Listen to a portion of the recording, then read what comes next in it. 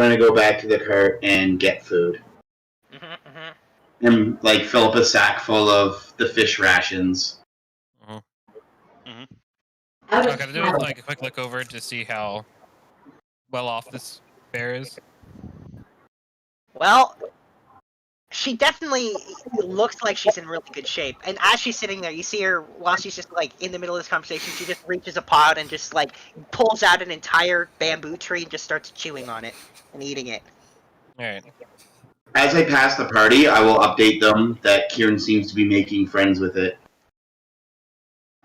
But it wants more food, so I'm gonna go get it some more foods. Does anyone want to come and help me? I'll come. I'm going to, out of habit, go to a tree nearby, and I'm going to carve the Thieves' Cant symbol for Safe Haven in the tree.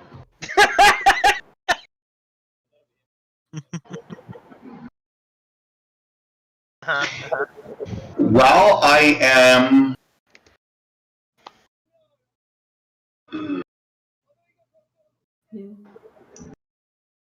I don't probably have anything on me. Or? I want to make a necklace and tie one of the chibis and then tie it around the bear's neck. So that it's walking around with a Prechu chibi around its neck. I have thread. I've got lots of thread. I was thinking like leather straps or something. Rope. We're on the road. I know. My craft I supplies. did not plan. I don't have my pink bag with all my craft supplies. Well, in the meantime, pocket. while you guys are doing that, yeah, the bear eats that entire bamboo tree in a matter of moments. Oh. And reaches for another one. And then another one. Well, that's certainly quite the appetite. Yep. See? A waste of time. Actually, I think that this is a really good thing. Oh, and then you see her picking her teeth with like a bamboo, one of the leaves out of the top of one of the bamboo trees. She's picking her teeth with it. Nice. Corbel would just go to Fable and give her a big one and say, I like the look you have. That was very reckless, but I love it.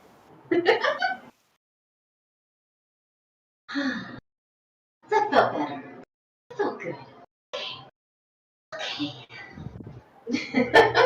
Shiva and I eventually get back with a whole bunch of rations. Yeah. Feed the bear! Which he promptly eats immediately. Excellent. Except for a handful.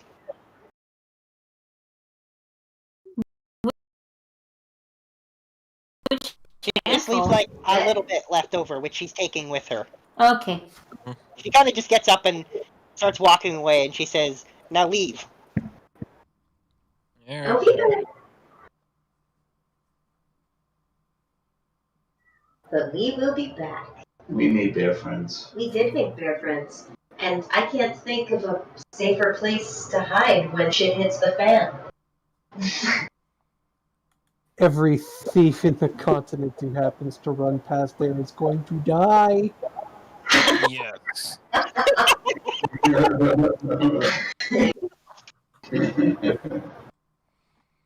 Not very safe haven for most people. Nope. A smart thief will figure it out. Well, here's the thing. You carved it in one of the bamboo, right? There's a not insignificant chance you might end up eating it. Probably. Yeah. Probably. Or said bamboo will continue to grow. Yeah, either one. Either she ends up eating it or she doesn't. And it'll just keep growing up higher and higher, as bamboo does. So yeah, that's I don't fear babies. Would any of you be against me, saying that Jewel's gonna stealth after it? You don't mind holding the caravan? Sure. Meanwhile, I guess we can walk back and Corbel can talk to the family that has now been reunited. That's They already leave? They did, but they're not very fast. No, Okay. and like I said, they were kind of just shuffling down the road in a stunned state. Plus, I'm really sure at the pace that we're going at, if Jewel wanted to catch up to us, I'm pretty sure she could do that really fast, really easily. Yeah. We're riding oxen. We're not driving Yeah. cars. That's what I'm saying. Like, if you guys don't mind, I'd love to see where this thing lives and its babies. Okay, Joel can knock herself out, so to speak. All right. I know rolls are going through. I just seeing. It's 22 on both stealth and survival. Ironically, yeah. All right. So yeah, you're able to follow her deeper into the bamboo forest, and what you come upon is a cluster of caves deep inside, and there are dozens of these pandas. Oh shit. We No, got she's a by, combo situation here. yeah, but she's by far the largest. By far, and she's Mama definitely in panda. charge. Yeah. Oh, they're definitely. It's more like there's multiple families living in the same area. But she's the alpha? Yep, big time. Oh, that's where that expression comes from. Well, I can't go stealthing about where they can obviously all see me. So, all right, bear encampment. But you see cubs, you see adults.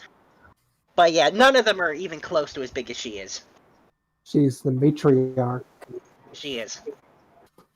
Good to know, though. You found it then. And with my wanderer ability, I'll be able to remember where this is. Absolutely. Okay. Sweet. And then I'll go and join up with the rest of everybody. And I'll let them know about all the cute cubs I found. And all the families. Yeah. Oh, a thing you notice though is they all kind of have that blood covered all over them thing. They are definitely predators. Yep. Well, they also like it for fashion, it seems like. Actually, you're not wrong. It did seem like the reapplication was therapeutic and repetitive, so that shows culture. They're smart bears. They are smart bears. Well, they speak Druidic. Do they?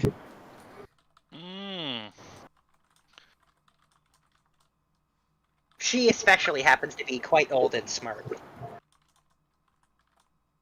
Anyway, so yeah. When I can turn into a bear, you just wait. All you fuckers. Don't say! First, we got an engine to destroy. Yes. The Then, just move that the thought. bear. Off on the road you go again. Excellent. We're on the road again. On the I just road gotta- again. Roll. Oops. Dang it! I forgot the slash. And I guess while we're passing them, Corporal would, tell the couple, "Hey, this is the South Central Way. If ever you hear about us, give us a like and a subscribe. Uh-huh. No. Whatever the equivalent of that is in this world." Hit the bell icon. Yep, that too. Get Yeah, well, notified. right now, the kid has now got his hands on the little Prechu statue and is playing with it. Good. Nice. He's got it in his hand and he's just like, as he's moving it around, dying. Aw. Oh. Yeah. So. That butt will get some good use. Yeah, and so they shuffle away, thanking you. Very, they can't thank you enough for saving their son, who they were sure was dead. How much money was it, From the though? bamboo forest of death. An approach of what we're giving to peasants. Yeah. The peasant pouch. The standard peasant pouch. Yeah. Be the equivalent of 10 gold, 20 gold. I picture what Robin Hood in the animated Oh, series would do, That's exactly what I'm picturing. Yeah, And, the Robin Hood portions. It's got Robin a Hood little portions. booklet on best ways to hide your money from the tax collector, ways to spend your money responsibly. Homes for the poor! Homes! yeah. Yeah, exactly. So, yeah. And I did do a roll. I doubt any of you can see it, but I rolled on my little thing, and I got a 1. So that's a thing. Yeah. What Yeah. Does that mean we does get pay that dirt? spawn? Here's the thing. You catch up to something that's been going very slowly, that left days and days ago. Oh my I got god. Yes. You come Really? upon. Yes.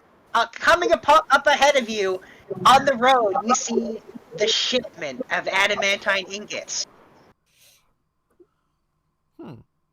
Interesting. Oh, and I'm assuming if we get too close, they'll look at us and tell us to get the fuck away, won't they? Well, I don't know. I guess you'll have to. Oh, there's only one way to find out. So question. We ran into the shipment of adamantine. So, since we know when they left, and where we are, and how long it took for them to get from there to here, can we calculate how much longer it's going to take them to get to the capital? Yeah, it's gonna take them. It's gonna take them like 2 weeks. They move really slowly. Oh, Okay. Wait. I'm adding. Okay, and it would have taken them how long to get to this point? 2 weeks. Okay. So hold on. I'm gonna make a note of that in my sheet. You're halfway there. It takes them 1 month to get there. Oh, living on a prayer. And there's a shipment every single month. It takes 1 month to get there. oh my god.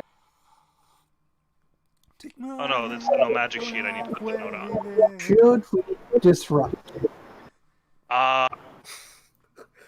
There's 100 of them at least.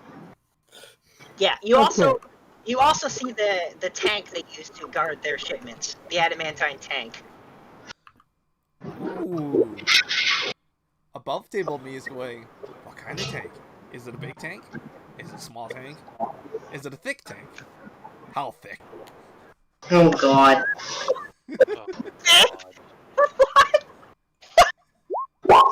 All right. mean- Okay, listen. If Red has a tank fetish, that's his thing. I'm not gonna shame him for it. Hang on, like- it's not called the tank fetish. Call it right. It's called hang on. I mean, tank. I mean, I've never heard of a thin tank before, It's so mechanophilia. He has mechanophilia. Actually, there are things called tanks. It's They're called tank called destroyers. mechasexual. Hey, any Apache helicopter will tell you right now. Tanks. Question. Huh? Is this armored you vehicle want Fred? that? Yes. Is this armored vehicle Fred? Yes. Okay. This is what you call excellent information when trying to make allies. See? This is gonna be fun. This is gonna be fun. You know, it'd be really hilarious if Corval decided to pull our caravan up to theirs and be like, "Hey, can we travel with you guys? Because it looks like you guys got all the safety and with We all the already tried that. with all the talk of We already oh, tried that. Corb almost got shot. Besides, now that we Johnny know Walker that can't hitch a ride to. Or I along. No. so that I can say to those drows. So, as a token of good faith, we have some information to share with you in case you wanted to hit back at the kingdom. Here is their shipment of adamantine. This is where it's going to be at this time, and here is what they're doing to keep it safe. With that This is how many information, people are roughly in it. This is how many vehicles. They're all armed with firearms because we already have those information from prior. Literally, all the recon is done for them. yeah. Even now, you know how fast they travel. So we're gonna basically be able to tell them where to ambush and how to ambush if they so wanted that kind of information. Yeah, they just have to deal with 100 people with rifles. Oh, I bet they're ready to lash back. I bet they're so ready to lash back. Yeah, the drow really don't like that. They don't have magic. Midnight assassination, things like this is exactly what they're designed for. Yes, but shockingly to you, the armored transport actually moves to the side of the road to let you pass. I'm sure they're used to doing that at the speed they're traveling. Yeah. Excellent, excellent, excellent. And then you continue on past them. And the rest of the Yeah, trip, part of me wanted to jump into the tank as we're passing. Bad Jewel. did you say you wanted to jump into it? Part of me wanted to have Jewel jump from the caravan to the tank and get inside. Anybody hopefully noticing as we were passing. Bad Jewel. I'm not gonna do it though. Does she like get like twitchy? I would assume so. I would assume so, but we also know Jewel is more than smart and wise enough to know not to do that.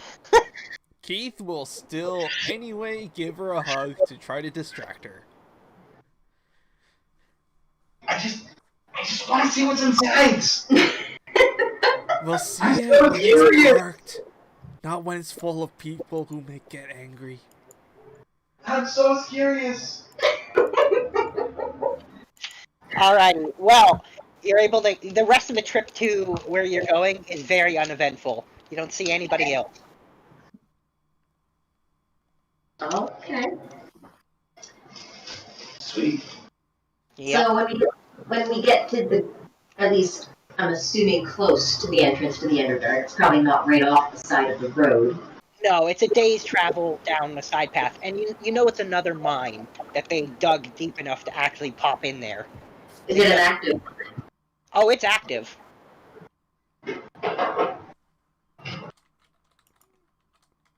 We have to get through an active mine. Do they dig at night? They do not.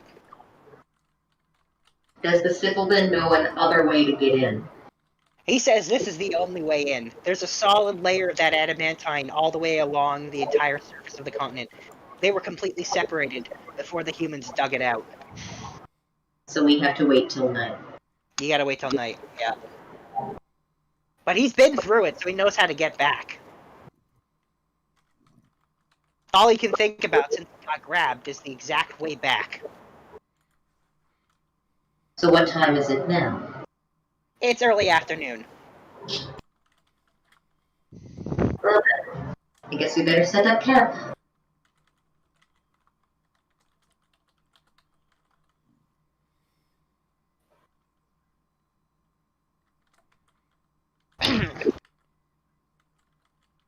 Is there a safe place to set up the caravan? Yeah, Probably on the side of the road.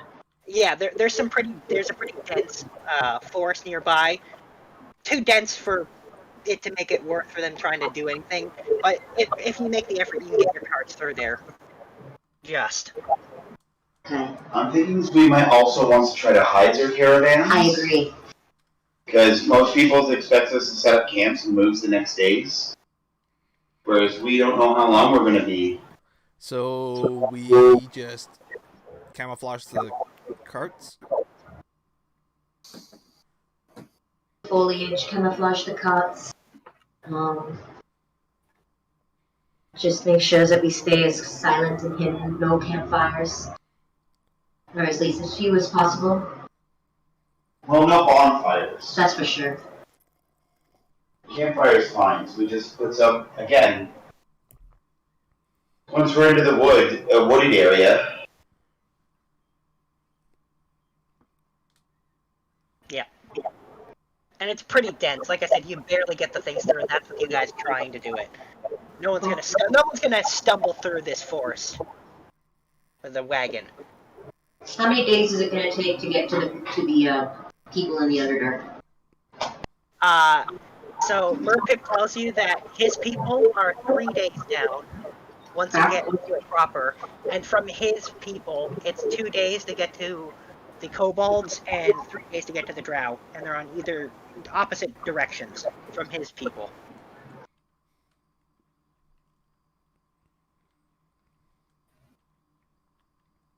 So we're gonna organize rations, make sure that we have enough.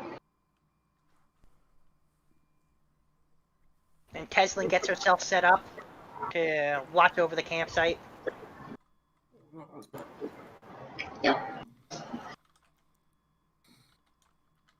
She's got her hoe in her hands. She will do great. I know. I believe in her. I think that she is going to take care of everything flawlessly. You notice that when she's sitting around and bored, she just takes her hoe and starts tilling the soil. I like her. I don't know why, I just do.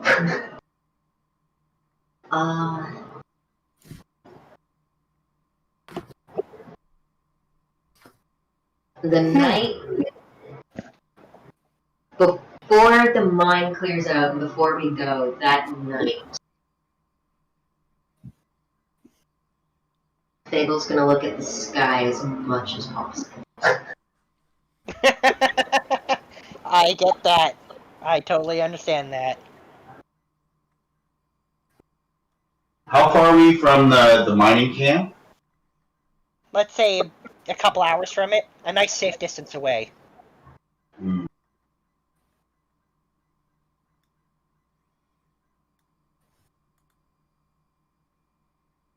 Was there anything else anyone else wanted to prepare before we spend a week into the Dreep and Gloom?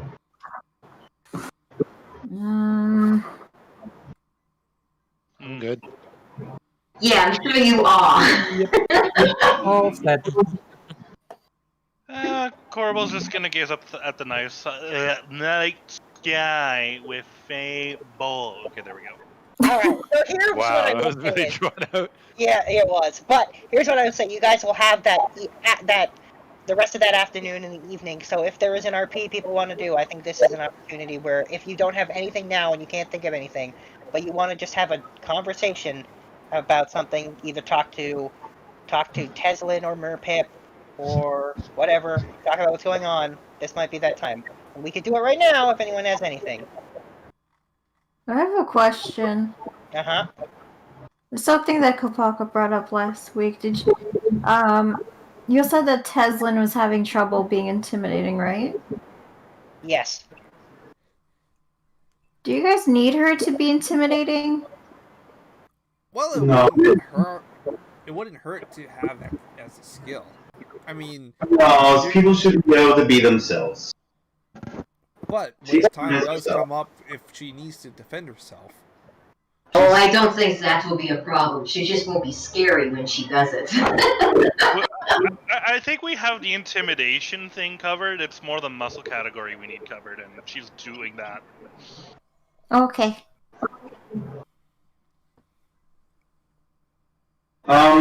If we didn't have Shiva with us, then yes, we might need help within the intimidation department. But we got that covered. Shiva's here, so yeah, we're good. I think while we're in a relaxing afternoon, Joel will just spend the day with the time with Keith. And just like sit down on a logs, like just enjoy natures and a campfires He's into and eatings and talkings about bears' families and everything, and just watching the sunsets, romantic playing with eating. bears. playing with his hair. Very important. Which hair? Oh God. The ones on your heads. Oh, left that one's open. God damn it. We'll leave that up to people's imaginations. I'm not rolling sleight of hand checks. It's okay, guys. or is he? Because it's sleight of hand and you don't see it.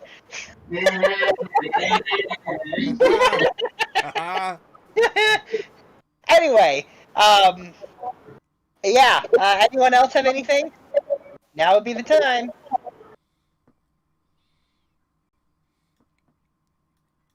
I mean, I guess I'd spend time with Somba then. I guess I'm also going to be doing some arrow crafting. That's some point, Fable will take the opportunity, since she won't be able to do this for at least a week.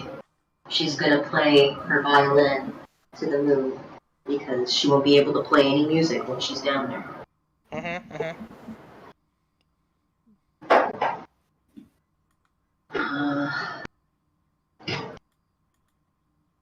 And of course, just get all the inventory organized. I'm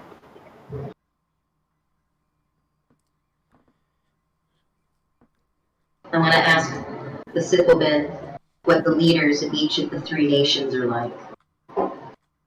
Well, he tells you that the leader of his people, he's really a very kind and welcoming leader, and will definitely be open to meeting with them and talking with you guys. Okay. Sorry, what was that, Nate? I have a question in regards to, is there some kind of role or some things that maybe Jewel and Keith can make some arrows for Keith out of those herbs that he found? Yes, you know what? Let's do that. Let's have a survival roll. I take it, honeys, you want me to do it? Yeah, my survival is only at a +4. Yeah, I'll my help you 13. out though. 30. So, can you tell Keith what kind of arrows he has utility-wise down there? Our Batman Rangers? Yeah, so you've got those diuretics, the paralytics, the ones with poison, and what was the last one I said? No, I've forgotten. What did I? Oh, the super poison oak. Yeah.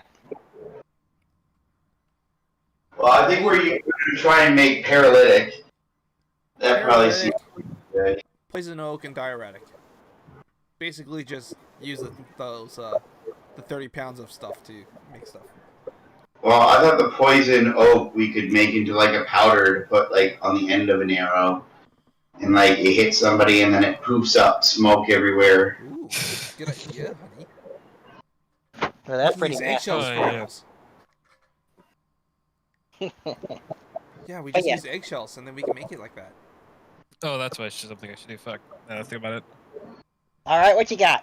Any shit I can use for tea? Absolutely. Didn't You I get absolutely- you a tea set? No, I gave Anthos a tea set.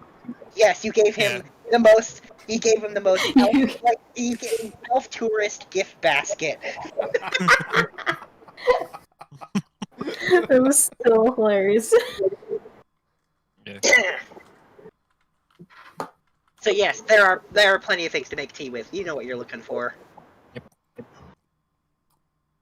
Alrighty. How Well about then. some of the more medicinal type stuff. Ah. Yeah, there are some. You know what you're doing. There's this like I said, a pretty dense forest, so there's a lot of different types of plants. I will take a simple nature check or survival from you, but Yeah. I'm pretty sure I'm confident in your abilities. Like I said, I thought so. Yeah, you're able to find stuff. You know what you're looking for. So can we just get a number behind how many arrows we were able to make in that not long amount of time, but not short either? Let's say you were able to make 4 of each type that you wanted to make. There you go, honeys. Thank you. Now, how do we put this away so it doesn't accidentally break?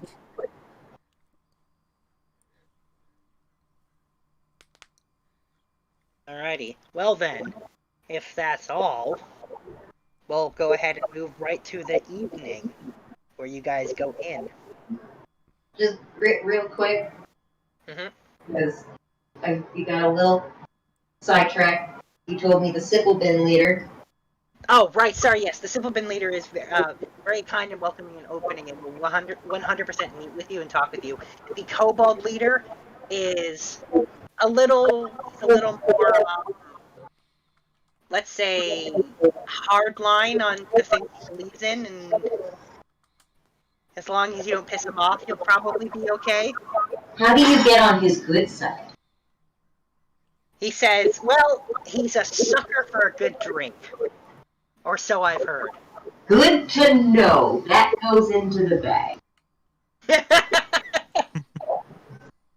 As for the drow, he doesn't know much about their matriarch other than she's a drow. And what he She's knows a about, yeah, and their people as a whole. So he says she's probably as terrifying and terrible as the rest of them are. Okay. I would like to take... What is the nicest piece of jewelry or gem that we have? I don't know. Honestly, you can just kind of decide what you like. How's that? Corbel was Yeah, able because to... we have a bunch of stuff. Yeah, Corbel was able to easily... You pretty much have whatever you want. Whatever gem you might like. Okay. So, I'm gonna just take something real nice, something real big, and just bring that for an offering. Alright then.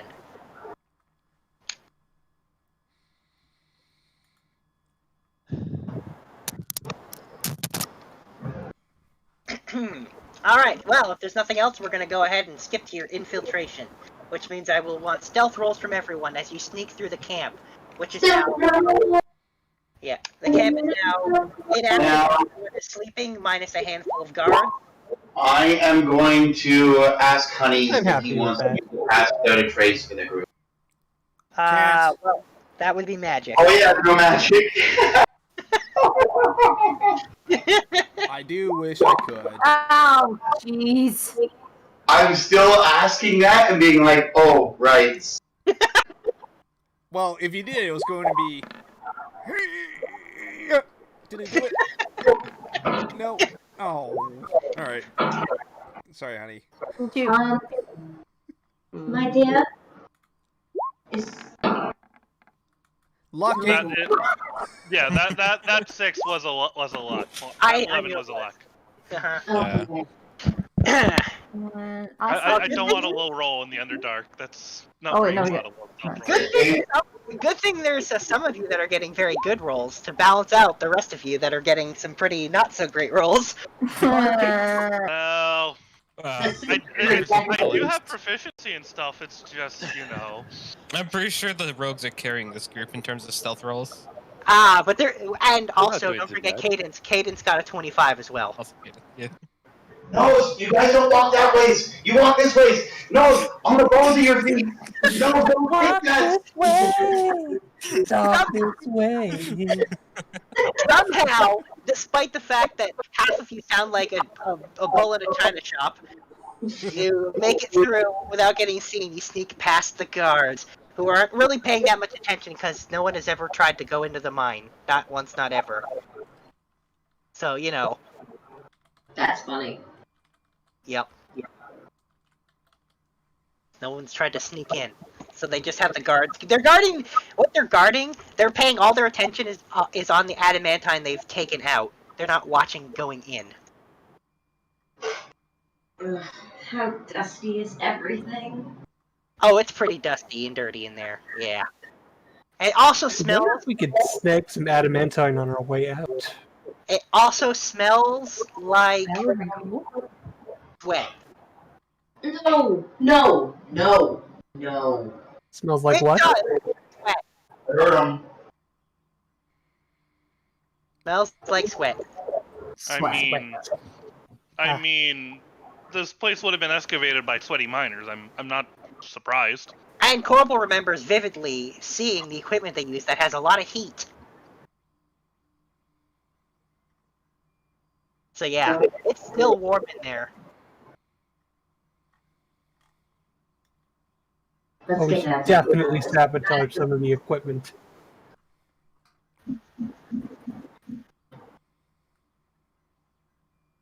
Mm. Do you guys want Not to right do now. that, or do On you the want to way wait out. till after we get? Oh. On the way out. On the way out. Yeah. Alright, well, Merkip starts leading you.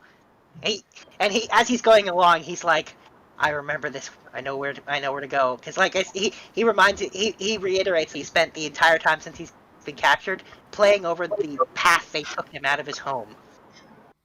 so that he can go back. That's all I could think about. Mm-hmm. And he actually looks like he's kind of excited as you get further and further into the mine. And you're able to get through the mine. Again, it is very eventful. It's empty. Nobody's doing anything. There's nobody in the mine. And then what he kind of holds out his hand and he whispers, "It's here," and he points to kind of a deep hole where there's like a dozen different rope things going down. And he also says there might be guards down there. Then, why don't we send the sneaky ones ahead first to go slowly say hello? I like that plan. Cat power. You'll get caught up in the cat power. Fable's gonna pick up a few pebbles from the ground before she goes down, sliding down one of the ropes. Assuming you want a stealth roll, or does my current stealth roll stand? You know, I'll let your current stealth roll stand. So, I'm assuming I'm climbing down a shaft, correct? You are climbing down the shaft. That is 100% correct. Okay, so what I'm going to do is I'm going to take the rope and I'm going to wrap it around me. I'm going to suspend myself that way, creating like a swing for me to grab hold of. I'm not. I'm just climbing down the side. Of course you are. I think that is a perfect way to embody the differences of the sisters. As soon as I get close enough, can I hear them? Yeah. Yeah. So There are actually guards down there. yeah, you can hear them. So what you see down there is you see like 4 guards actively standing watch. There's basically a camp down there, and there's like 12 or 15 more guards who are asleep, and there are 4 who are watching the entrance as it flattens out. So, is there a tunnel going the opposite way that we need to go? There's just one tunnel down there, Oh yeah? and that's where they're guarding it. Get down there and let's just kill them. But if we kill them, then there's going to be somebody waiting for us to come out with guns pointed towards us eventually. Oh, yeah. Good one. So what we need to do is distract them. Or just render them unconscious without them knowing.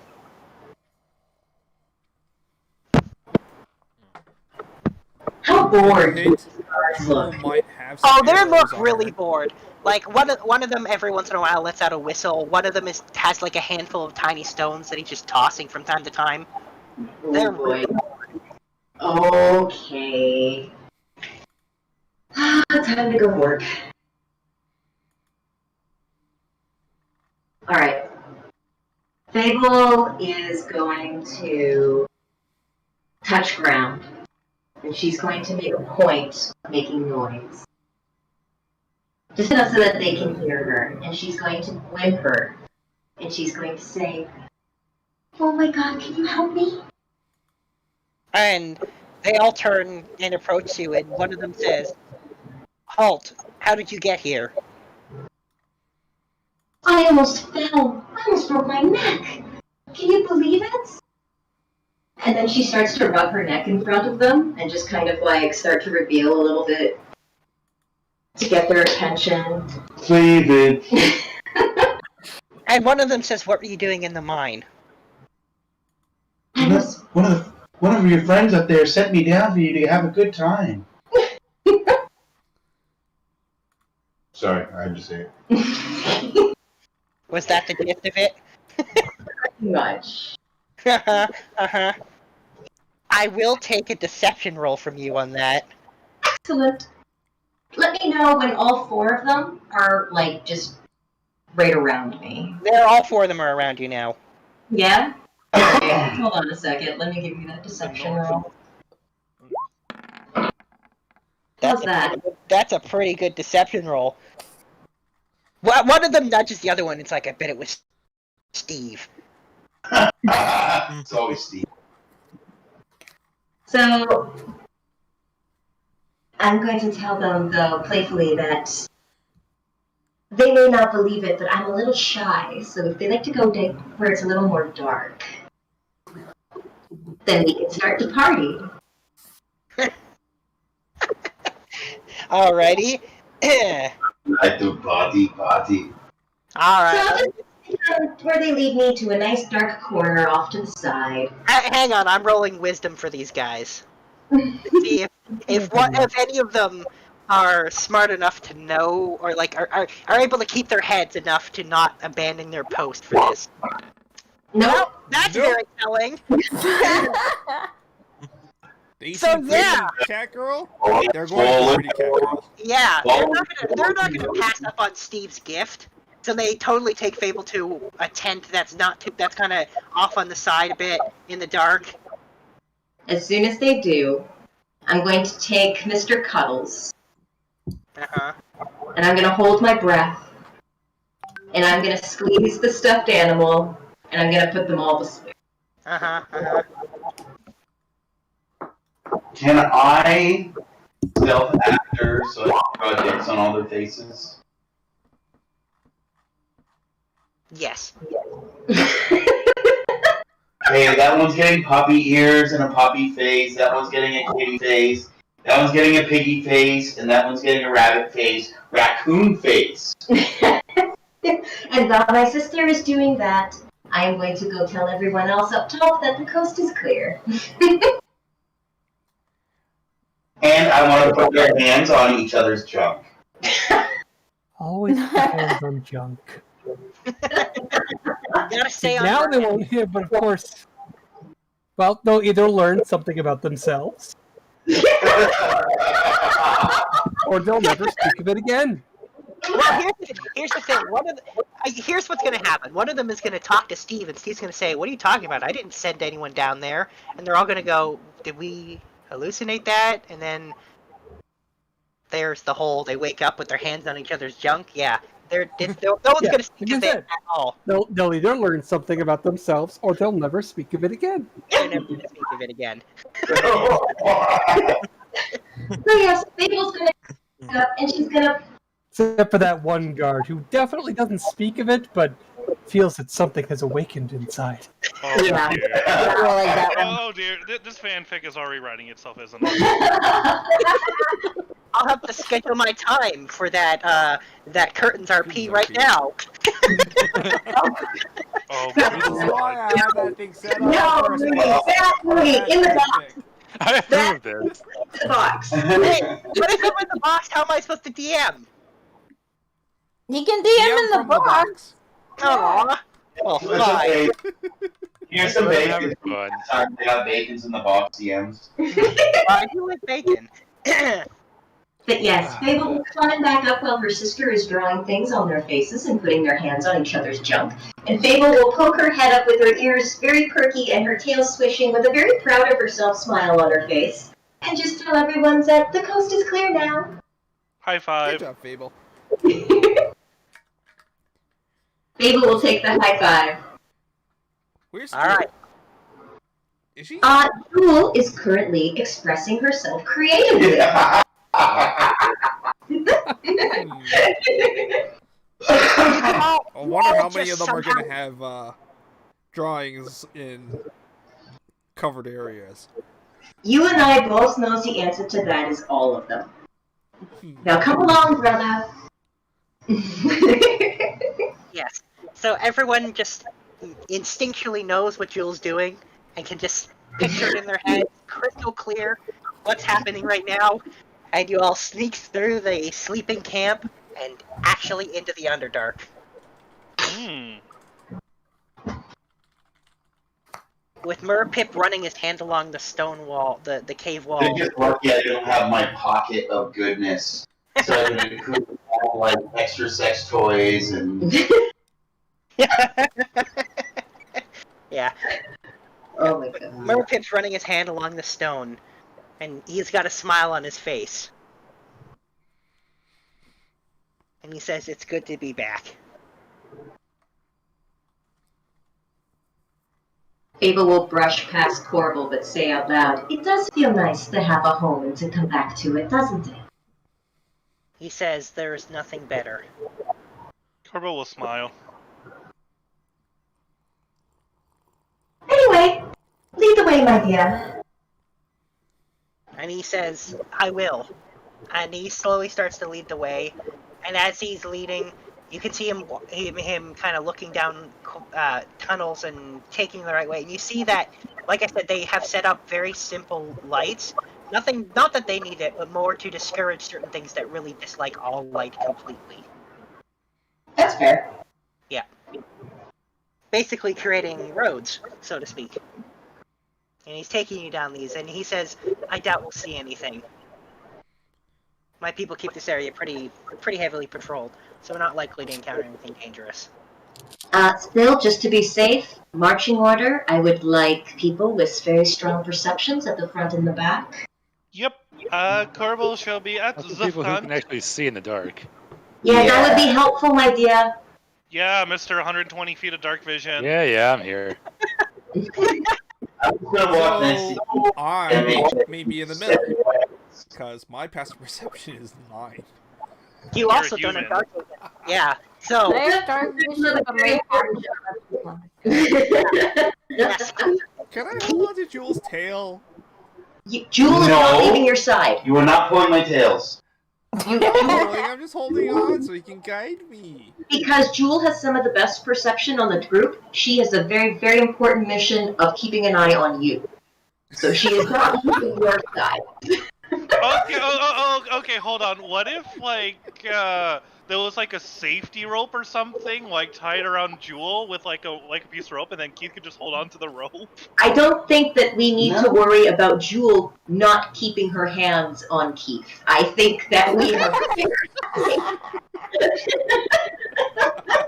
I'm going to tell you right now, if Jewel would be giving Keith a piggyback ride. Or I think right now Jules, see, her hand is in his back pocket as we speak. I don't think we need to worry about it. yeah. Although as he's walking with him, she is gonna micromanage his feet and be like, no, Sal kick stones. And like move his feet over that extra inch. Alright then.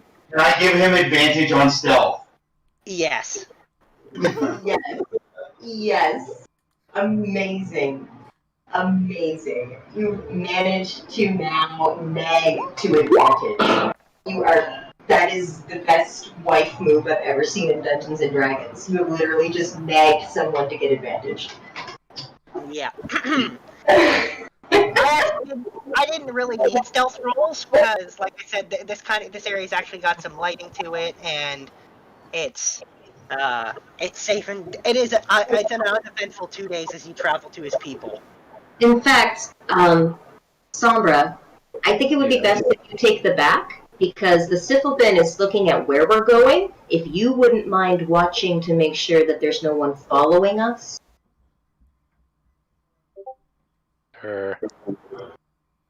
I'll take a perception check from you, actually.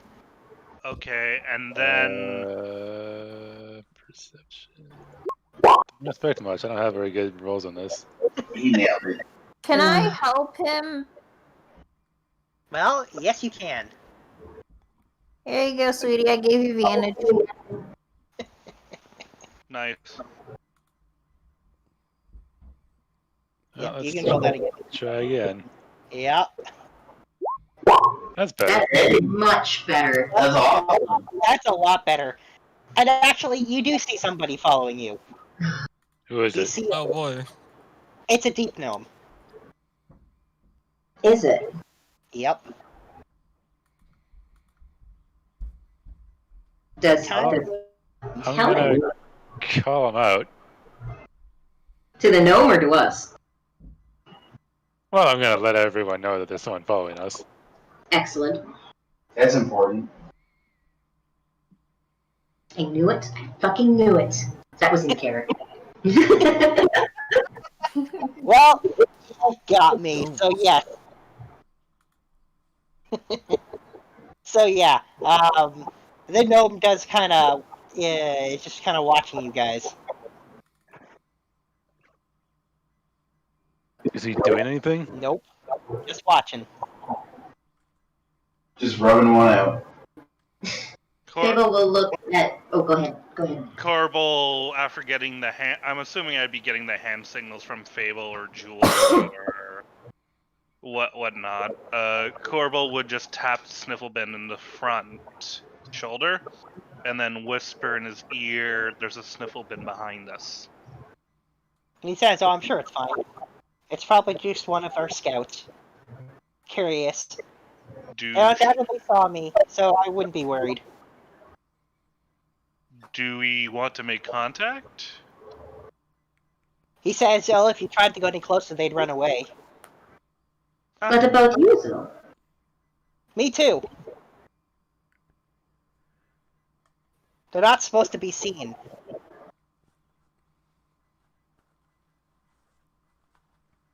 Okay, well then I guess we'll just carry on then, shall we? Okay. He says Fable, he can feel safe. Go ahead. No, he's gonna say you can feel safe because if we're in the area of the scouts, then you know that this area is very safe and we won't encounter anything dangerous. Corbel will signal all of this back to the rest of the group.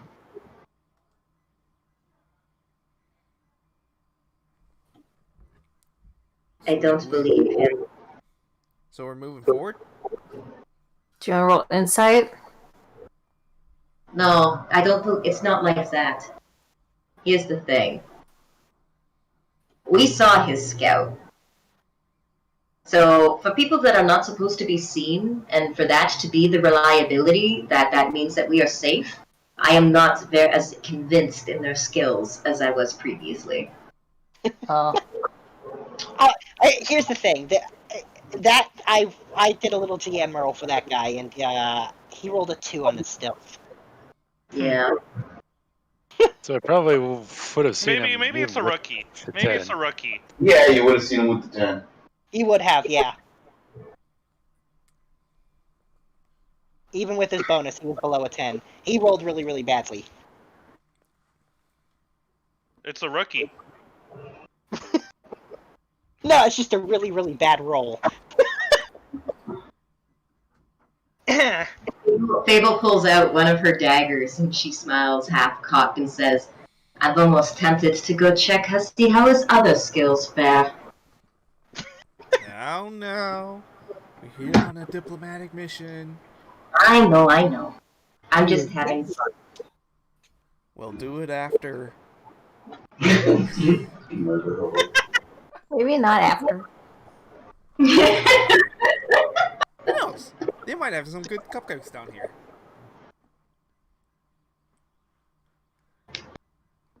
Anyway, so he continues leading you, and up ahead you see slightly again it's a very gentle light, but slightly there's kind of more of them clustered around a big drawbridge, and in front of that drawbridge there's about half a dozen guards. And they're all Sipilin. Yep. What's their setup look like? Like, are we seeing a city? Are we seeing a town? Are we seeing mud huts? Are we seeing signs of it?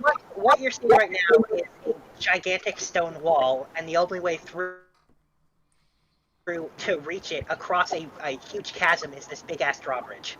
Okay. And in the way is a bunch of Sipilin. Yep. And some look armed. Oh, and they are. armed. Yeah. They're all armored and armed. Do any of them look important? No, they look like regular guards. In fact, they're all wearing matching uniforms.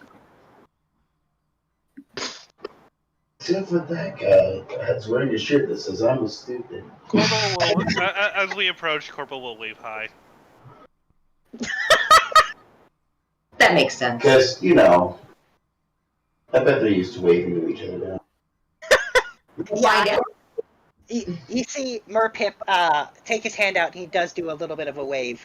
And he speaks in Undercommon to them and asks for permission to go through, and that he's brought some interesting guests. Sombra, Yes. you're the only one that speaks Undercommon. So anyone that can validate... You can... Okay, excellent.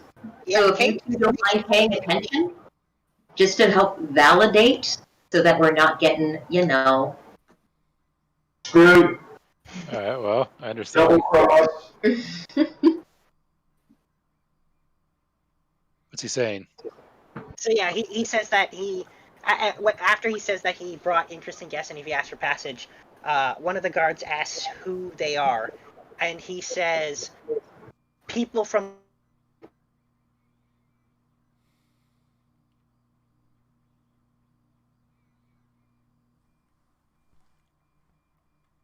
Our goal is to defeat the humans, and we currently require assistance in that endeavor. He says they want to meet with the leader. And the guards are kind of looking to each other, and one of them says, wait here, and then one of the other ones runs past the wall, like through the wall, into the city. I'm so tempted to have him say, we even have a drow among us. You need not worry, we are friends of the Underdark. Oh, God. While we wait... And his demon princess! I mean... So while we wait, would Corbel be able to do patty cakes with Jewel? Yes. There's always time for patty cake. I mean, Are you seriously thinking about patty caking? It certainly doesn't help. Yep.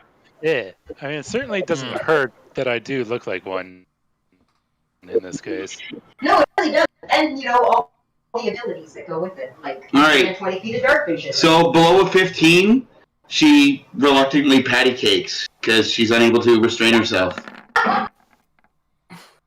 Yeah, so we're patty caking.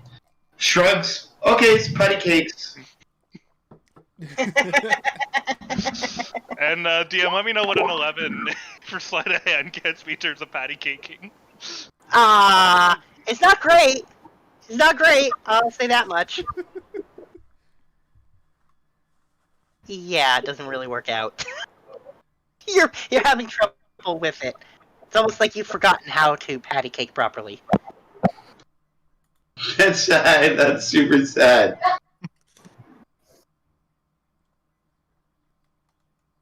Am I doing this right, Jewel?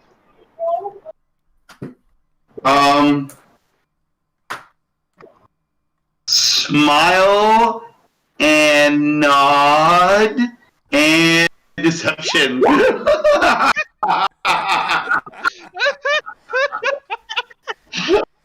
Oh, wow. That's not very deceptive, is it? No. Yeah. Corvo will smile. It's the thought that counts. It is the thought that counts. Yep. But I think for now it's a little early, but we're gonna stop right here. It's a good stopping point for dinner. Yeah. We are here. You guys there? Hello. Alright, so you are I'm here. here, but I'm not all there. Well, I'm not all there either. I have never been all there in my life, but nonetheless, here we are. But we're not Hey, is that my all sandy on the floor? there. Oh wait, no, never mind, it's broken. Anyway, but I think we'll pick up now, so we'll continue where we left off. So, yeah, Meeting the civil bin. that's it. Alrighty. So, you're going to be led into the city once the guard returns and says that you are allowed inside. Hooray. But you have to, if you have any weapons, you have to leave them at the entrance. Okay. Smuggle stuff in? Or... I mean, do you really want to try... do you really want to, like, try smuggling something in and then risk getting caught? Well, I guess that's me left outside. See, that's good. You're our natural weapon. They don't know that. You don't want a dagger? I'm just Man, saying, if only you I still had smuggling in a wild shape. weapon and you get caught is a really bad luck. Yeah. Yeah. This is a bad time to be on anti-magic continent. There are ways we could have worked around that. I could have brought all the weapons. I could have used my scrolls of wrist pocket, but you know. I could just turn into an animal and all the weapons would just disappear. I'm gonna have all of my weapons in the bag of holding. I could have made somebody invisible. Did you just say you could have made somebody visible? Invisible. Alright. Yeah, and if they're invisible, their weapons are invisible, so... Yeah, and I had 3 scrolls of wrist pocket, which I've never used. Flex. Alright, Corbel will hand over his rifle, his shield, and his longsword. They're not gonna take my leg things, are they? Nope, those aren't weapons. Good. You do get a few looks of like, those are interesting, but that's it.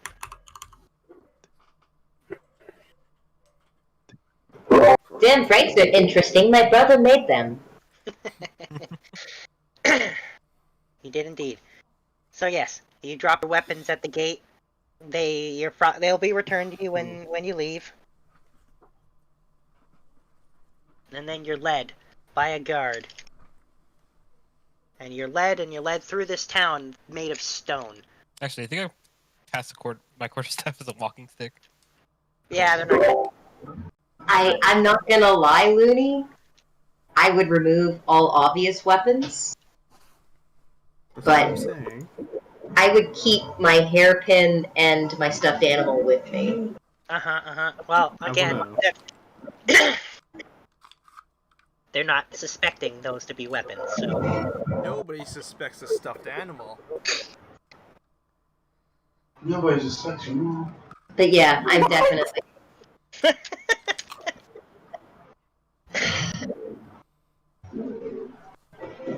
Now, Sonny! But yeah, definitely keeping those on me. I'll keep that in mind. So yes, you're led through, and the town is perfect. It's basically a giant sphere with rings that are streets, kind of like Paris. And everything is made of stone, everything, but like perfectly cut, perfectly square, perfectly symmetrical. Lovely. Yep. I'm gonna also guess that everything has like perfect symmetry. Yes. Yeah, the eye for detail was absolute. Yeah. Every stone on the walkway, everything is just completely perfect. So, Frank Wright, got it.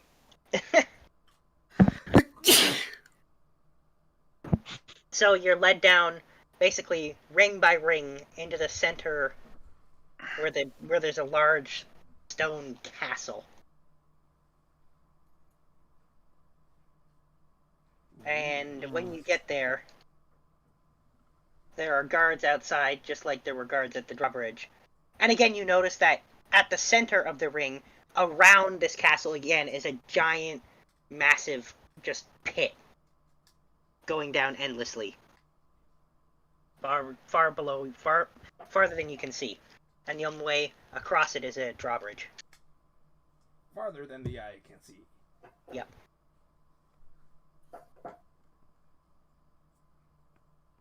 And when you get there, the gnomes kind of wave, and they allow you to pass inside. And as you're going in, Merpip does look a little nervous, and he says, "Yeah, let's be on our best behavior. He is a really good leader, but still,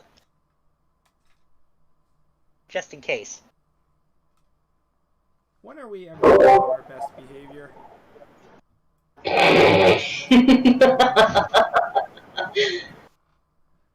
I will do my best, no promises. Yeah, Merpip fourth wall looks at Fable and is like, I'm talking about you, and then to Jewel, and you. And then Anthos, especially you. What? I'm innocent. Yeah.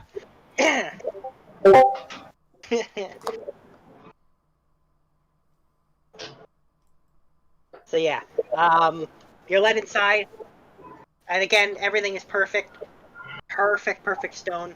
If anything, this is somehow more perfect than the city, which is weird, because that was, like, perfect. Can't say perfect enough. Anyway, so you're led there, and there's just... Yeah, the leader is currently standing in the middle of his throat, in the middle of his big room, and he's just putting a little golf ball into a cup. Sounds right.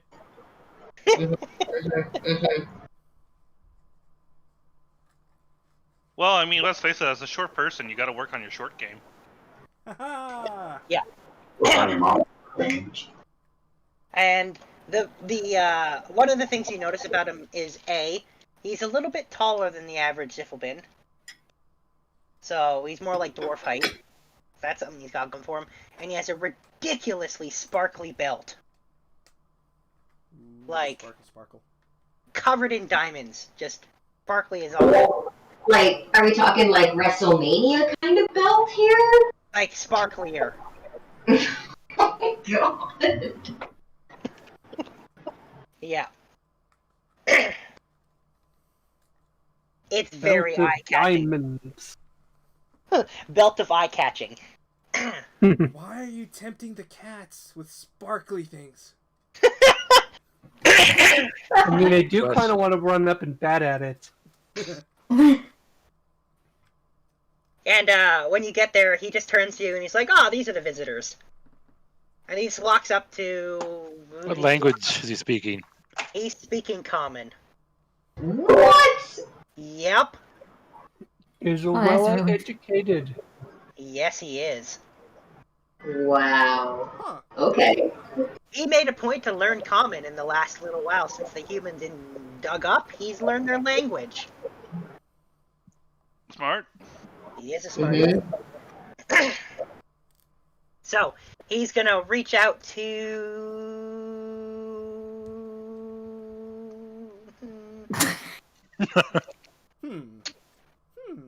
I was curious how long you could keep that note going. I could have kept it going a lot longer. He's gonna reach his hand out to Sombra to shake it. Alright. I'll shake it back. Yeah. I see you've seen our drow. He's not a drow! Settle down. He laughs and he says, "I've seen drow. He kind of looks like one, but not quite." And then It was laughing. I'm impressed that you can tell the difference. he says, "Oh, I can tell the difference. I've had a lot of dealings with the drow." And he says, "The name's Sabar Dapplebelt." That sounds like a gnome name. Very fortuitous naming. Yeah, you don't say. It's almost like once I had his name, then I figured out what his shtick was.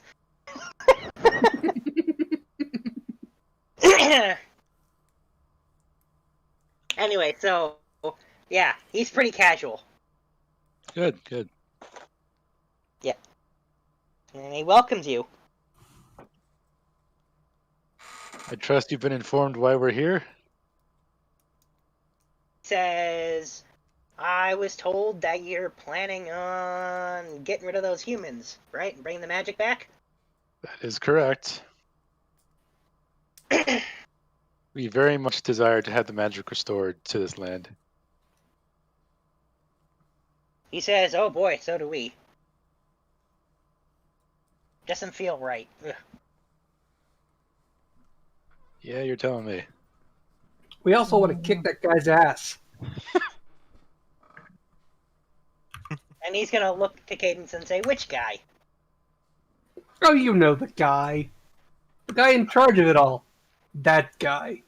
Oh, he says, "You mean their leader, whatever they call him." Yeah, what's his name? Yeah. President. Call him the president. That man. Yeah, that guy. That President, what's his name? El Presidente.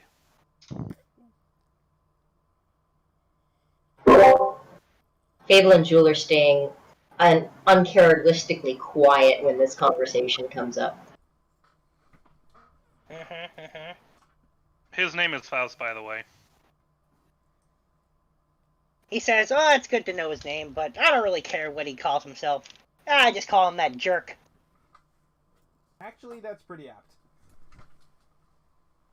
More like monster, if you ask me.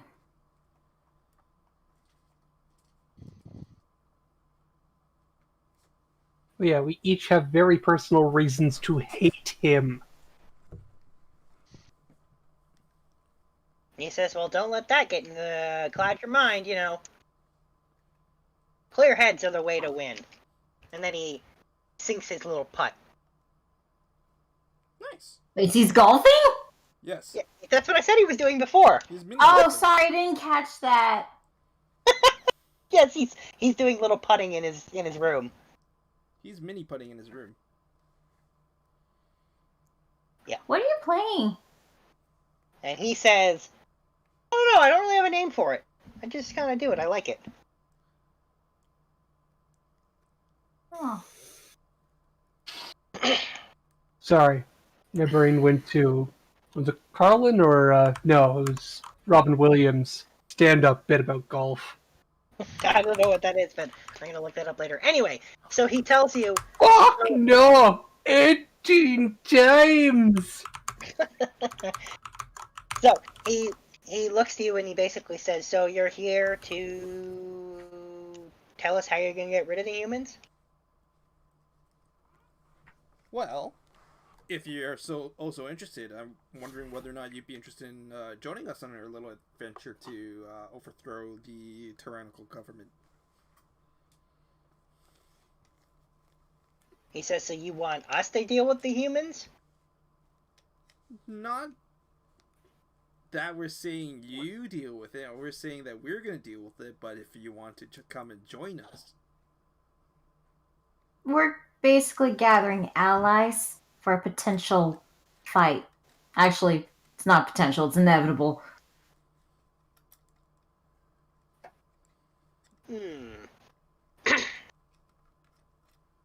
I see.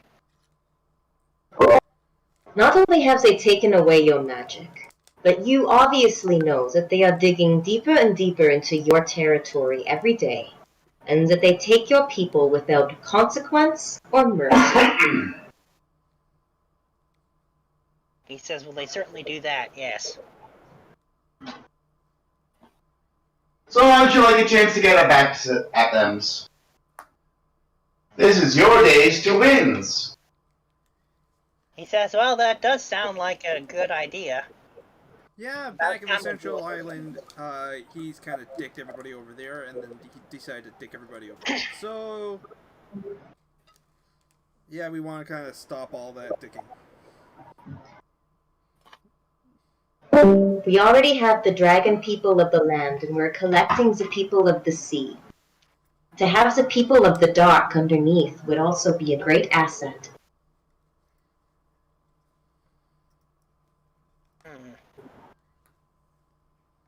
Also, he's going to end the world. We kind of don't want that. That would be He's bad. more assisting in it. Thinking he's gonna somehow get off scot-free because he helped. Yeah, that one's a... How do I explain this? I don't think we need to give him the details, just in general, he is trying to destroy the world. The details would be a very long story. The world will not be fun to enjoy if it's destroyed.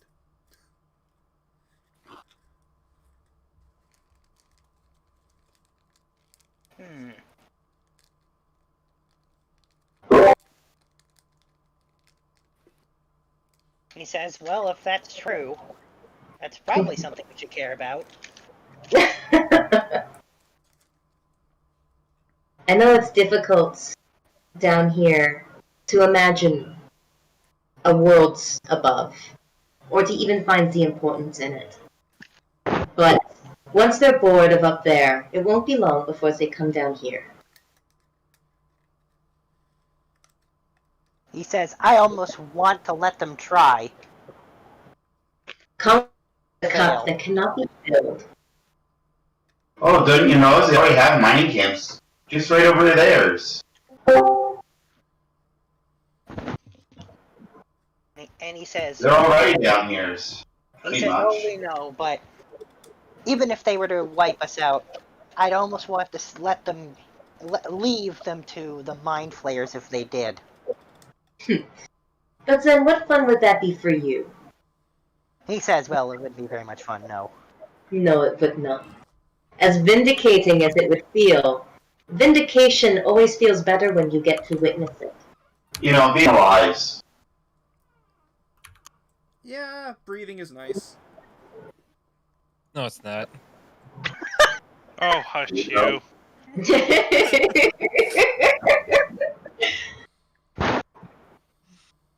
Wait, I want to circle back to something. What's a mind flayer? We found that one.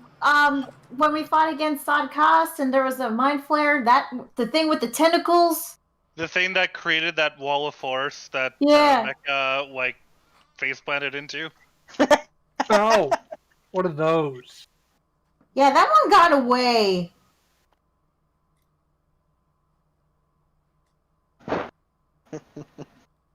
Still pissed about that. Yeah. Well, I think that you would find many a friend in common if you told people that you ended up pissed at a mind flayer. Yeah, that's a very large category of people and beings. I'm pretty sure that's every other living being in existence that's not a mind flayer. That has at least one time met a mind flayer. Has one, yeah.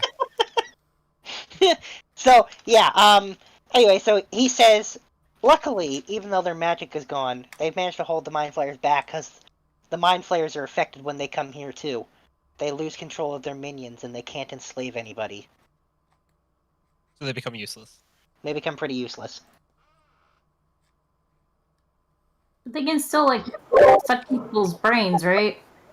No, yeah, it's but all... they're very weak. Well, but the proper brain sucking requires the the control of the dominating of their mind, and they can't do that.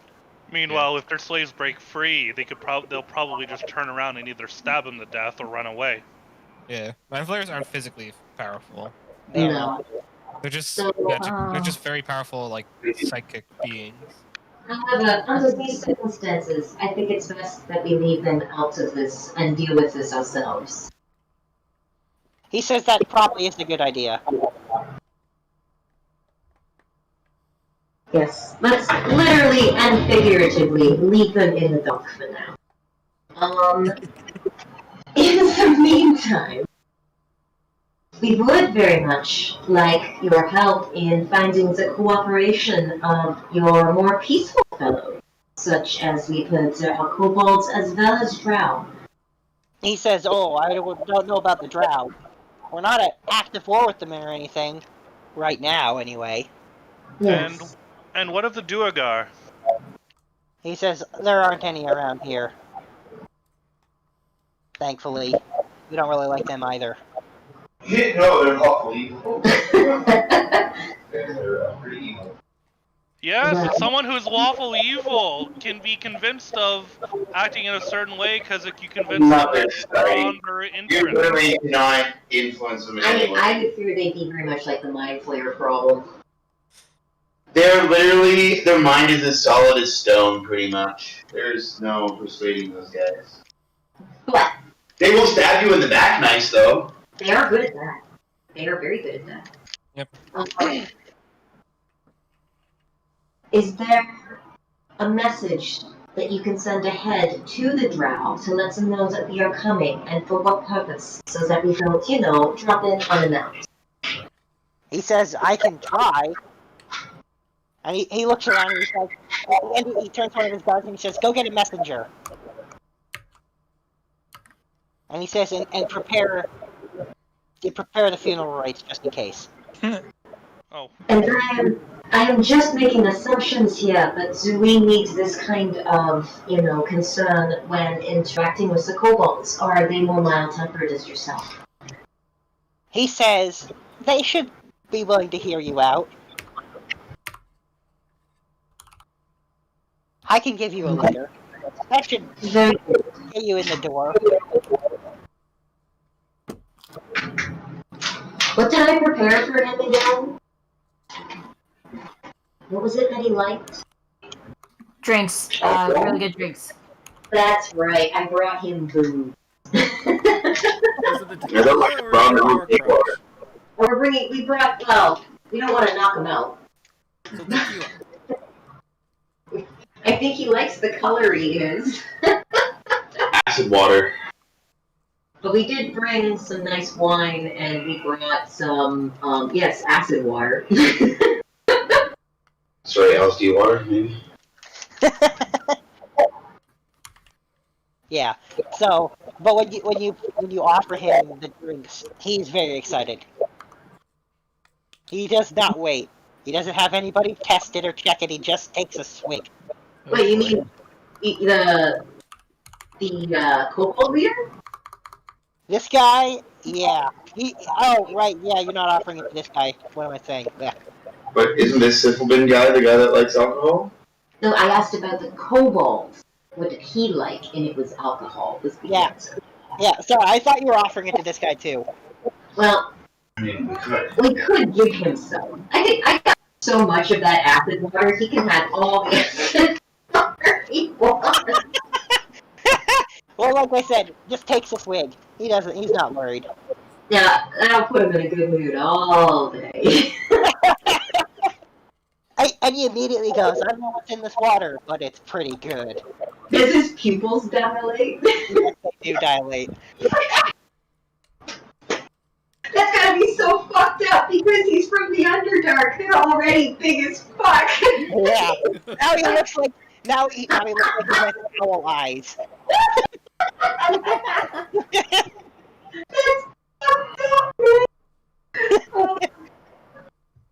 And he's just like, he goes up to like every guard and he's like, here, take a swig. Oh god. We're getting all the Syphilbin. And this is how the great Syphilbin collapse happened. Pretty sure. Yeah. You can see, and he's on a first name basis with every single guard. Like, he goes up to them, and it's like, there's Jimmy, and he's having Jimmy take a swig. Like, he knows all of them very well.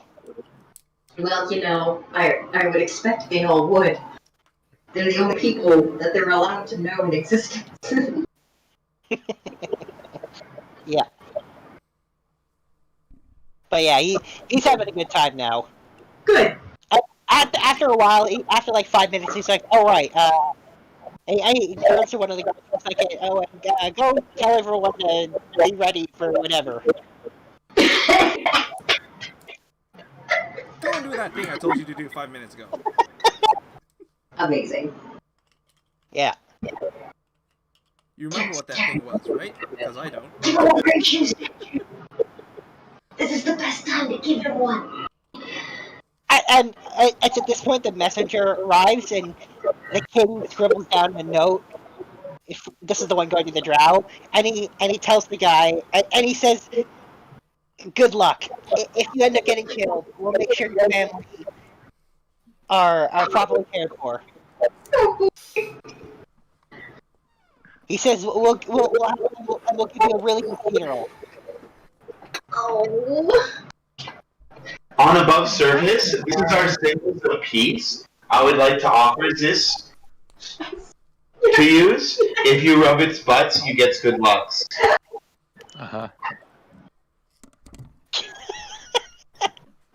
When presented to those on the surface, if they know what this is, you know that they are peaceful. Cheaty Preishu statue. He'll take it. Amazing. Perfect. But yeah, so the messenger is like, it's like a 20-year-old guy, and he's looking a little nervous as the king is continuing to say things that don't sound great. Oh. Can't you, I don't know, tie a message to a cute little cuddly animal and send it ahead or something? Because we don't have any. He says there aren't really a lot of animals down here. Do you have, like, the equivalent of a white flag down here? He says, well, we'd still have to have someone take it to them.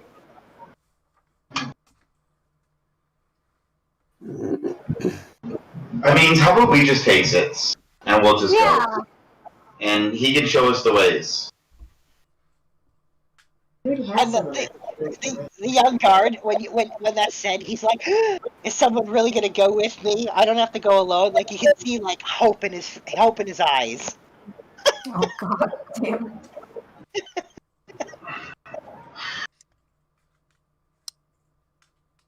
Here, it's while everyone thinks about it. Here's a Prey Shoe statues. Rub its butt, Sherlock. Just in case. Who wants to die now?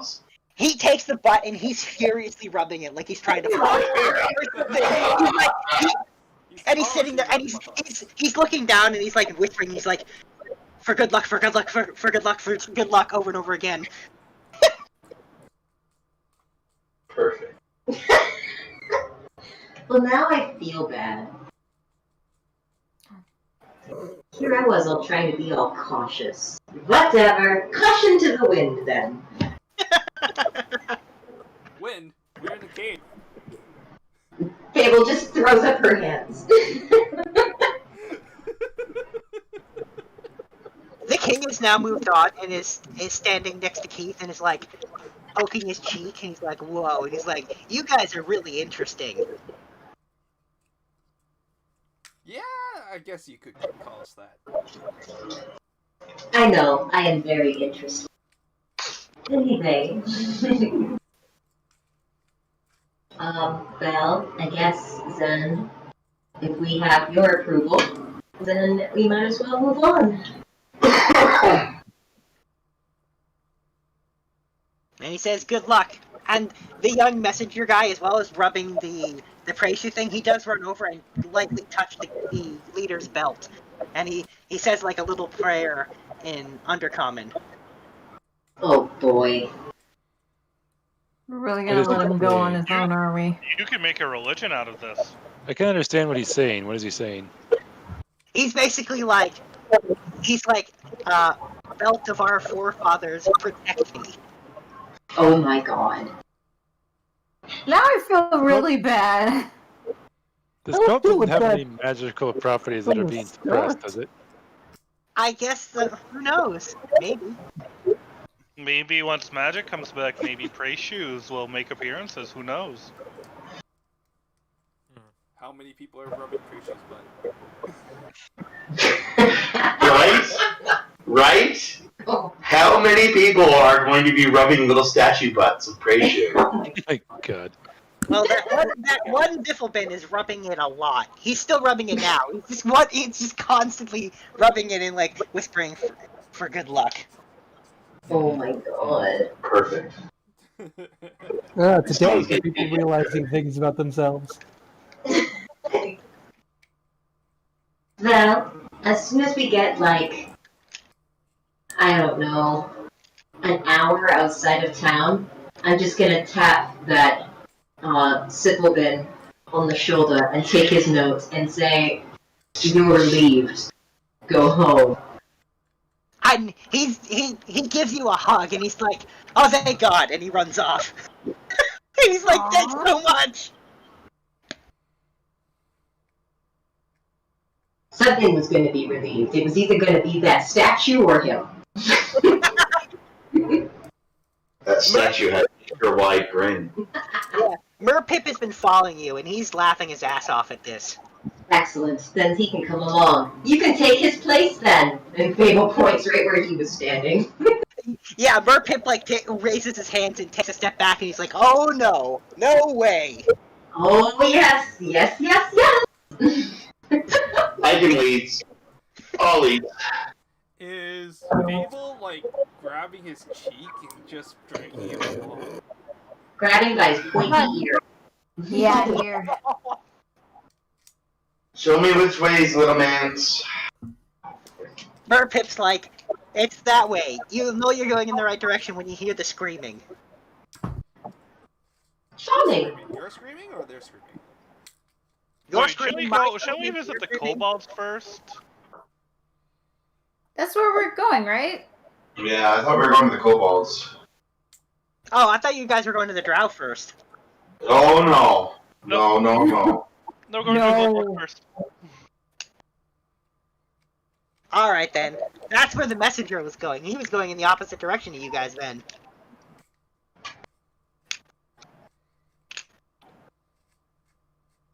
Anyway, Are we alright. really gonna get the drow involved in this? Yes, Yes. the Okay. drow are very important. We need allies. All the Yeah, allies. besides, Sombra looks just like him. Oh, jeez. Oh, yeah. Hey, I get all the cat jokes. You get all the drow jokes. There's 3 of you. And there's one of you. Not a drow. Onto you. Cat. But I still find it fun when people call me one.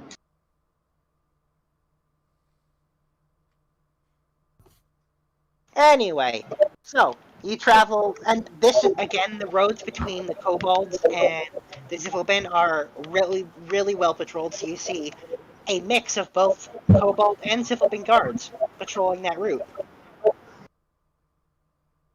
Interesting. Yeah, you can see Merpip is like very, very relaxed. And he says, "This is our major trade route. It's really well guarded. I wouldn't worry about anything." What do you trade? Oh, well, we don't need to worry about Famous the last words. Famous last words. What do you trade? No. I wouldn't worry about anything. Yeah, those are famous. Oh. Julie just said that when she doesn't have, the moment she's told she doesn't have to worry about anything, that means that she's going to stop worrying about being on guard, and her hand is going into Keith's back pocket. Yep. Mm-hmm. But actually what they trade is the kobolds trade gems to the Ziffelben. And the Ziffelben trade a variety of other things to the kobolds, whatever they've just made that they don't want.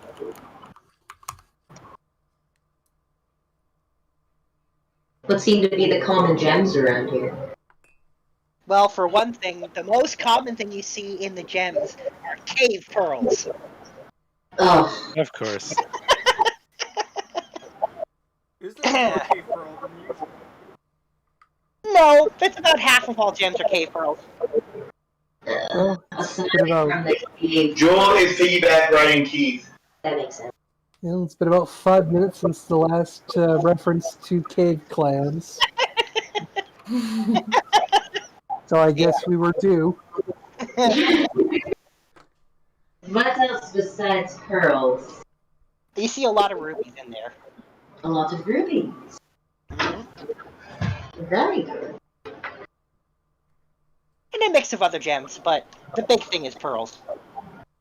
Is there anything stopping us from mining some of these on our way through? Oh, well, the trade route isn't clear. It's just an empty tunnel. Where the mining is done by the kobolds. Okay.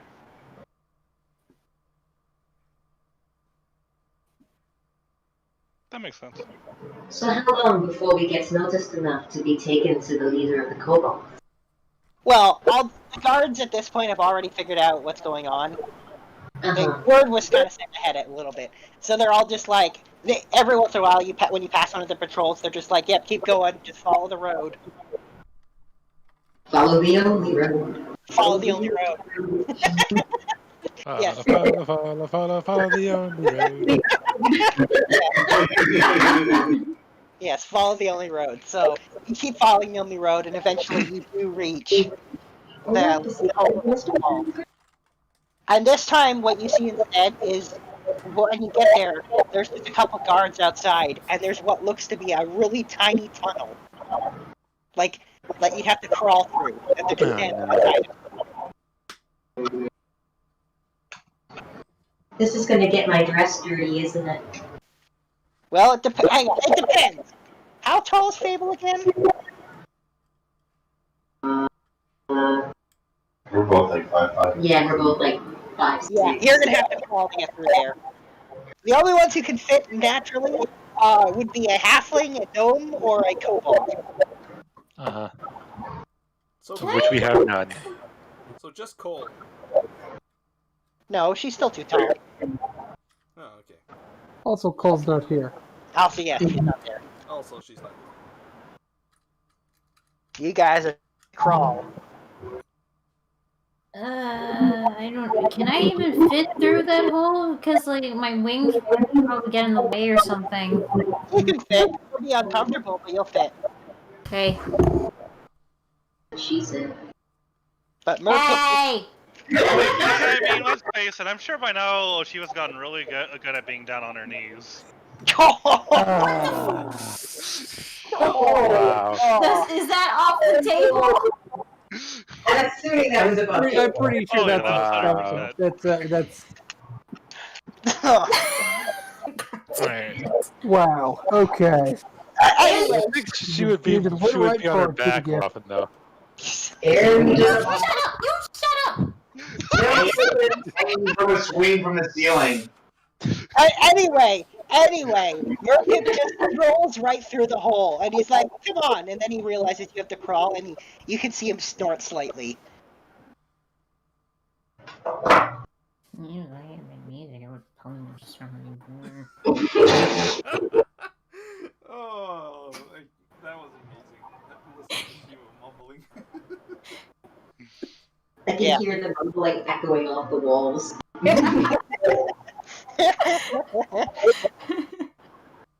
Yeah, so that's basically, yeah, he strolls through it, he's just giggling at you guys as you have to crawl to get through that entrance. Fable's going last. Oh. Keith is probably somewhere closer to the front. That's fine. And as Merpip's just kind of strolling along, he says, "Just so you know, this is kind of, this is it." And it's at that point you realize that these kobolds, for whatever reason, have decided to live like ants. You're telling me that there's no space that is bigger than this? He says there might be a few, the occasional slightly larger space, but you probably still have to hunch. I mean, I guess if you admit, I mean, if they're digging the tunnels for themselves, Entrances.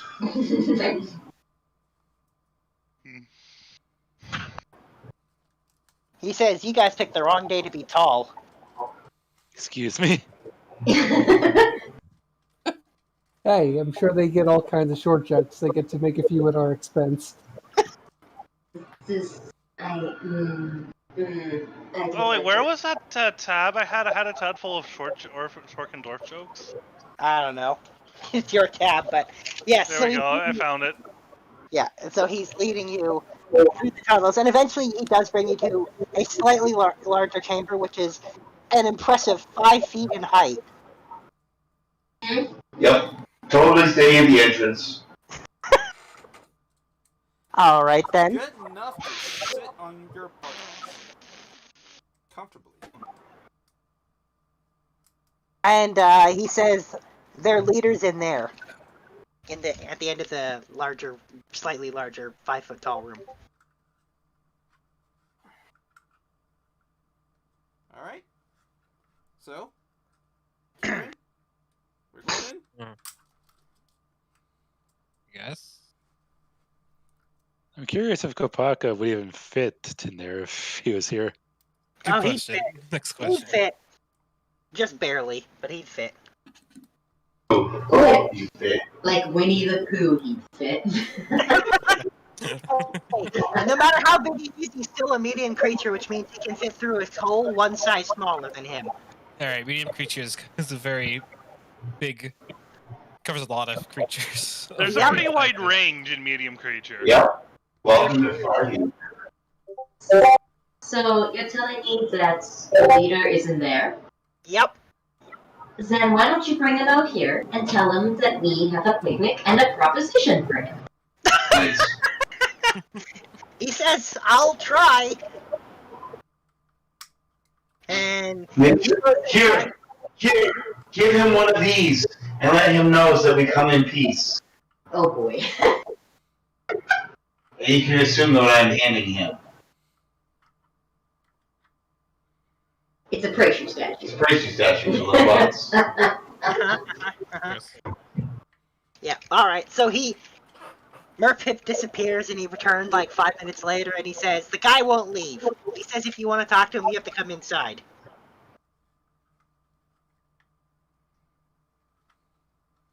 How big is the space that the king's in? He says 5 feet.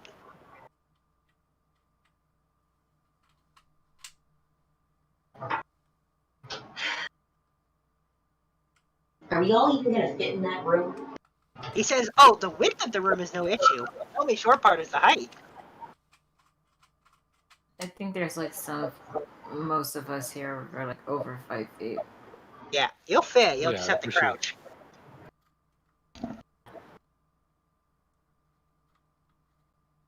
Fable's tail twitches in frustration, but she continues forward.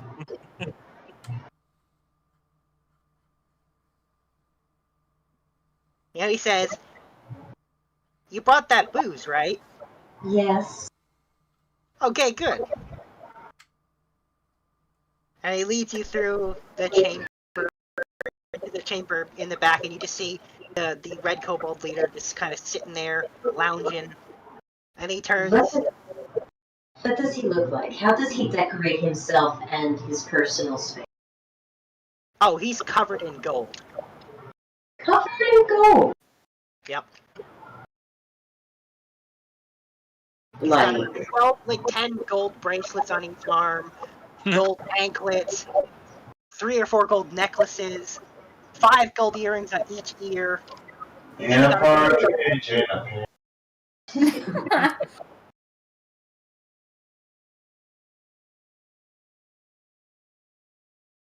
And he's wearing a toga. Oh my god. He is an emperor.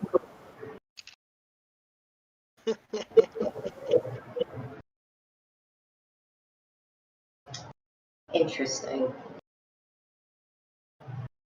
Though, Babel is going to lay down a blanket and start putting out rations and drink. Yeah, and he sees the booze and he hops to his feet, walks over and just takes a swig.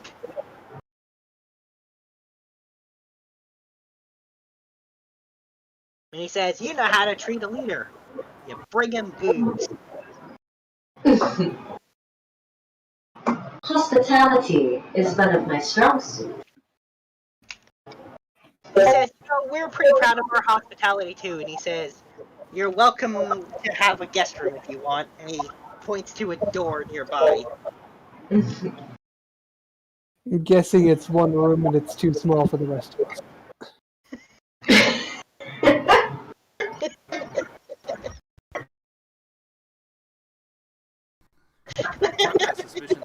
There'd be only one way to find out, and that would be to go in there. Unfortunately, I am not here for a vacation. Although I will keep you in mind for the next time that I'm looking for somewhere to relax. No, I am here unfortunately for more serious matters. He keeps just drinking the booze you brought him. And he says, oh yeah, what might that be? But I'm sure that you have noticed, just as much as your Sylvan friends over there, how you seem to be out of magic these days. He says, I've noticed.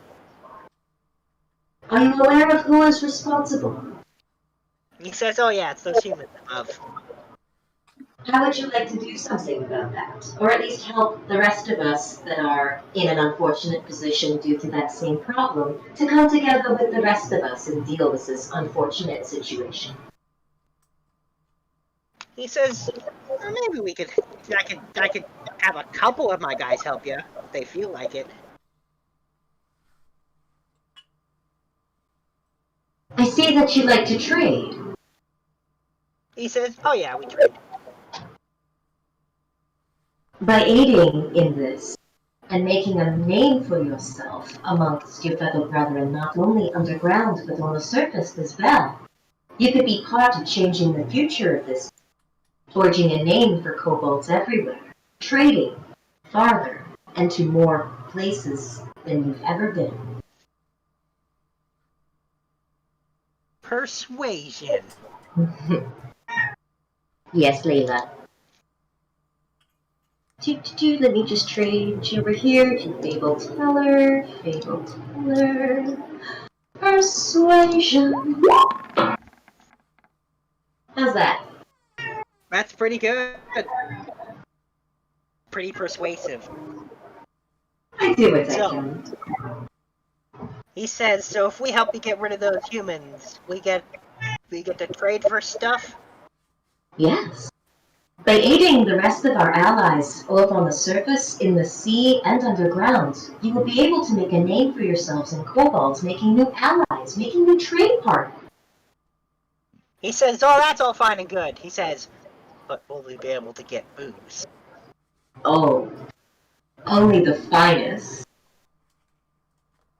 And you can see he's like scratching his chin. He's like, You will be able to experience flavors and sensations from all over the world like you have never, ever tasted. I happen to have a sample. Says, I do enjoy a good stiff drink. We have a good sample of all kinds of different flavors. One of them right here. Uh-huh. Which one are you giving him, brother? The tequila. The tequila that just tastes like tequila? Yeah.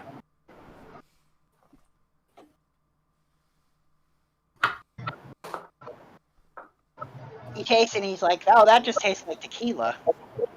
But with magic, it can taste like so many other things. He says, if you say so. He doesn't look like he believes you. Either way, you will be able to trade your precious stones with people from all over the world for different alcohol. People trade in liquors and alcohols all the time. He says, you know what's funny? People want these stones, and they're so worthless. They get in the way. That's why we get rid of them. We'd love to take some off your hands if you don't want them. He says, but you just told me how valuable they were. How kind of good trader would I be if I just gave them away? You just told me how much stuff I could get for them. You could do it in the name of that hospitality that you were bragging so much about earlier. Oh, you got him there. Oh, all right, you got me. And he said, he turns to one of his men and he says, "Go get them some pearls." I like rubies too. And he says, you know, they really get in the way. All these damn clams, as we just dig our tunnels, they're just, and these rubies, and they're just everywhere, completely in the way. We'll take all the clams. Oh, he says, oh no, Yeah, my clams. they're in the way, but they're delicious.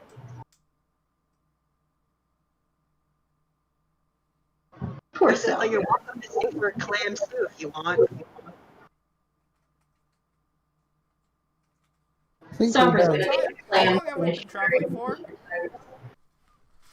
How long have we been traveling for? Is it lunchtime yet? Keep in mind, I should know, right? So. Yes, it's lunchtime. Yeah, it's lunchtime. I would love to try some of that clam stew. Oh boy. And he says, perfect! And he claps his hands, and he says, all right, to the dining hall. Is it bigger? It's wider. Fable face columns. Okay, so we're just gonna do this Japanese style of just sitting cross-legged at the table, right? Yeah, that sounds sensible. Because chairs are going to be a big no-no. Yeah, he's sitting in a chair, and he looks at the chairs, and he looks at you guys, and he's like, oh yeah, those you won't fit. He says, Nick, you guys really are just a little bit too tall, aren't you? Yeah. Had we known, we would have taken steps. How?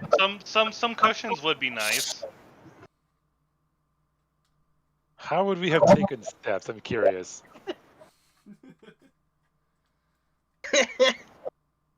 Yes, me. I know. But Wait, Layla has an idea how we can take steps. Layla, what's your idea? What's that, Layla? You think that maybe we should have taken some shrinking potions before we came here? Oh, that's actually a really good idea. Unfortunately, there's an anti-magic field, Layla. That won't work, but good for coming up with that, Layla. Well, anyway. Wait, you're suggesting to sacrifice Keith to the Great Cthulhu? Alright. Enough of that, you. Alright. But Layla wants to participate!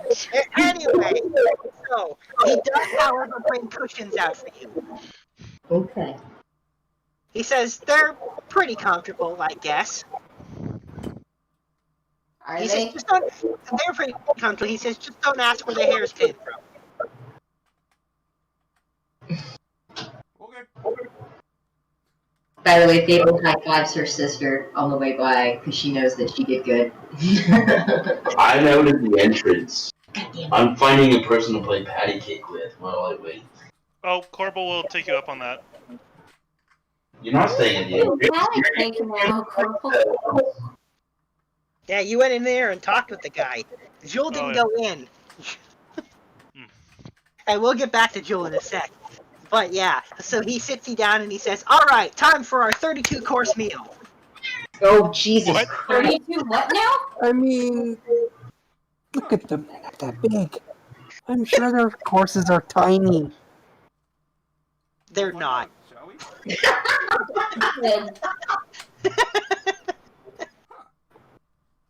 And he says, and with each course, a different wine. That's alright. That sounds right. Yeah, that sounds good. He says, we eat one meal a day, generally, and it takes about 4 or 5 hours to eat it. Do we have enough time for that? He says, oh, there's no rush. Well, we did have some other business to take care of today. He says, oh, you're not going to really choose to leave today, right? By the time we're done eating, bedtime. These are really lazy people. Why would we bedtime? Okay. Unfortunately, we have to go talk to the drow. He says, if you want to do that without sleeping first, oh boy. I think we'll manage. He says, well, you're braver than me. Well, we are adventurers trying to save the world. He says, well, I guess you make a good point. Anyway, then he says, oh well, time to eat. And the first course is brought out with the clam stew he mentioned. Fable's gonna grab hers and a bottle of wine under her shoulder and grab another bowl and then give Corbel a kiss and say, I'm gonna go take this to my sister.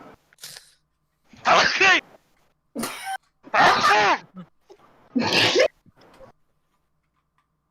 Run away! Blame the best, not me!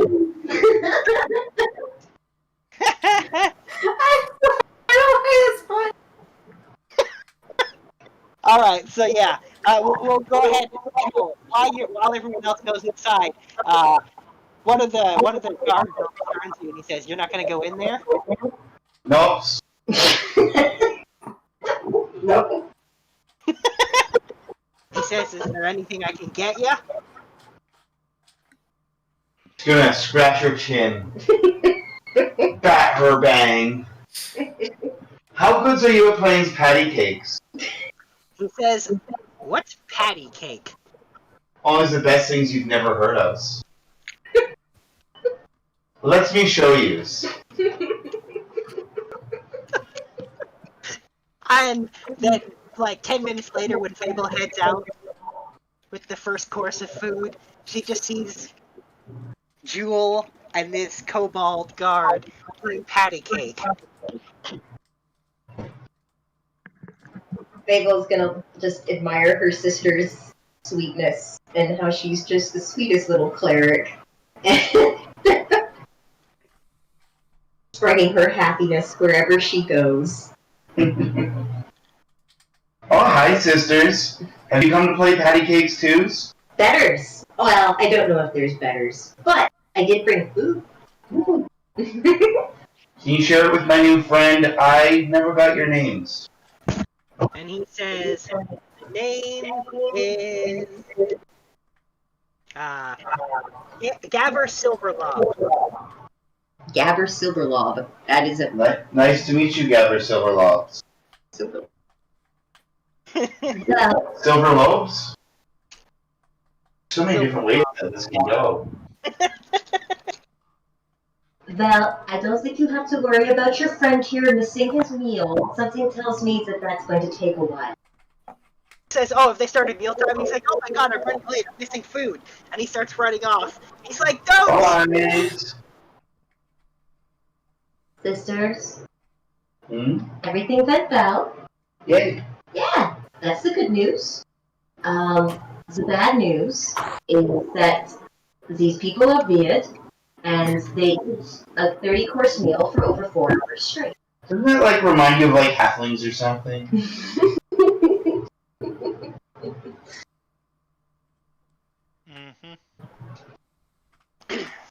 So, they don't want us to leave, but our friends are trying to convince him that we shouldn't be eating for 4 hours. But I did want you to know what's going on, and whether you were okay. And I brought wine and food. So you want to drink together? It would give the others an excuse if we didn't come back to leave early. He's going to, once the second round is being served, take that to Jewel and Fable.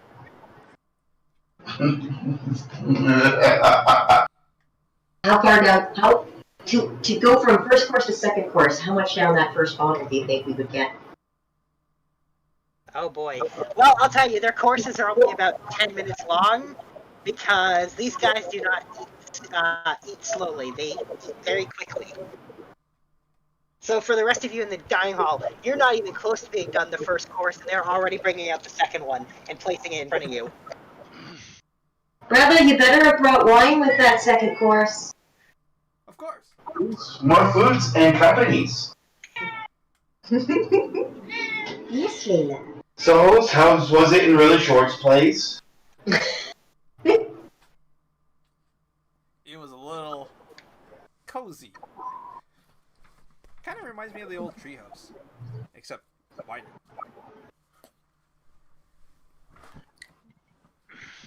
I hate it. There's dust everywhere here.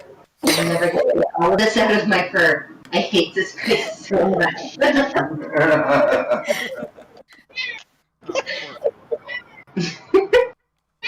Do you know how hot it is to be fluffy from head to toe? And then to have an extra appendage, and Fable points at her tail? I've been in Jewel's mind long enough to know how the extra appendage. Yeah, but see, the problem is with my sister here is that she doesn't care. It's true. Yes, Leila. Yes, Leila, we know you've got a fluff. Yes, Leila, it's hard having a tail, isn't it? We feel your pain. I love how Cat's been really active today. Hard to live a cat's life, if you ask her. Yeah, right? I know that's what my cats feel It's a like. hard cat's life for us. Yeah. Anyway, so while they're having that conversation out there, you guys in the dining hall are just getting bombarded by course after course after course. Corbels didn't do the thing where it's like you only take like a few bites from each course. Yeah, Is it all clam food related? No, not at all. Each course is wildly different. The second course was a salad, and the third course was a chicken. No! How is it a salad? We're 3 days underground. Because I said so. Because it's like we're starting with appetizers. Yes. Down there, it's a tomato with Moss salad or something. Oh yeah, how? Yeah, I was gonna say moss salad sounds plausible. Yeah, that's it. It's a moss salad. Anyway, so then the third one is a chicken breast, and then the fourth course is a bowl of worms that are still alive, and then yeah, it's just, and so it's one after another, and Corbel notices as he takes like very polite bites and puts them aside. The kobolds next to him are like, okay, whatever, and they reach over and just start eating off his plates whenever he's not looking. I'm also assuming at some point we're getting rotate steaks. Nope. No rotate steaks? Come on. We're in the Underdark. The sixth course is an Umber Hulk brain. Gross. Oh, like monkey brains. Yep. She was gonna try some. It's gross. Oh. Roll a con save or vomit. Wait, really? Okay. Yep. 11. You vomit. Oh no. Through the entrance, we hear Shiva's vomit echoing through the cave walls, and Fable says, "Well, I guess." I at least turn away from the others. Oh god, did I get some of my spider clothes? I'm gonna say no. Okay, good. Yeah, but that was gross. You've never had anything so. That's like Cole eating sewer rat. Yeah. You think I learned the lesson the last time I ate something bad? Lesson relearned. Yeah, and the leader's just looking at you guys like, and he even said as he's eating, he's like, "Man, you guys eat slow, huh?"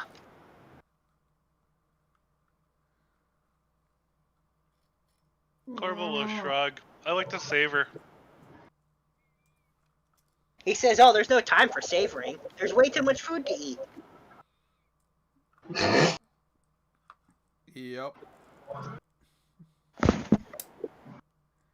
But dinner continues for 4 hours. Oh my god. I think after like, to step out. I think after 30 minutes, Corvo's gonna try to find a way to get to Fable with extra course of wine and whatever course is currently being served. I'm gonna say it's Bacon wrapped oysters. What? No, there's no oysters. Rotate steak. Come on, we're in the Underdark. Can I like excuse myself to get some like air or something because I threw up? Air. You're in the Underdark. What do you need to get extra I air mean, for? There's more. plenty of air right here. I mean, to like go to a more open space to breathe better because I threw up and I got sick. At the entrance. By the way, the course that Corvo's bringing out is tricrene eye soup. Am I excused? And I'm done. Am I excused? You're excused. Okay, thank you. And I'm gonna. Sis! Big sis! Cadence doesn't wait to be excused. She says, God. As soon as Fable hears Shiva calling out for her, she's just gonna give Shiva a hug and just gonna be like, "It's alright, it's alright. Was that you throwing up?" Yes! It's okay. Then Fable reaches in her pocket and grabs some gold and gives it to her sister because she lost the bet on who was gonna throw up first. Here's the thing, I think you guys are forgetting an issue. You've now left Kieran and Anthos alone at this meal. And I bet you Kieran's waiting to leave. Corvo would of course be back after spending half I haven't left. What was still there, yeah. So Sombra, Anthos, and Kieran is still there eating course after course.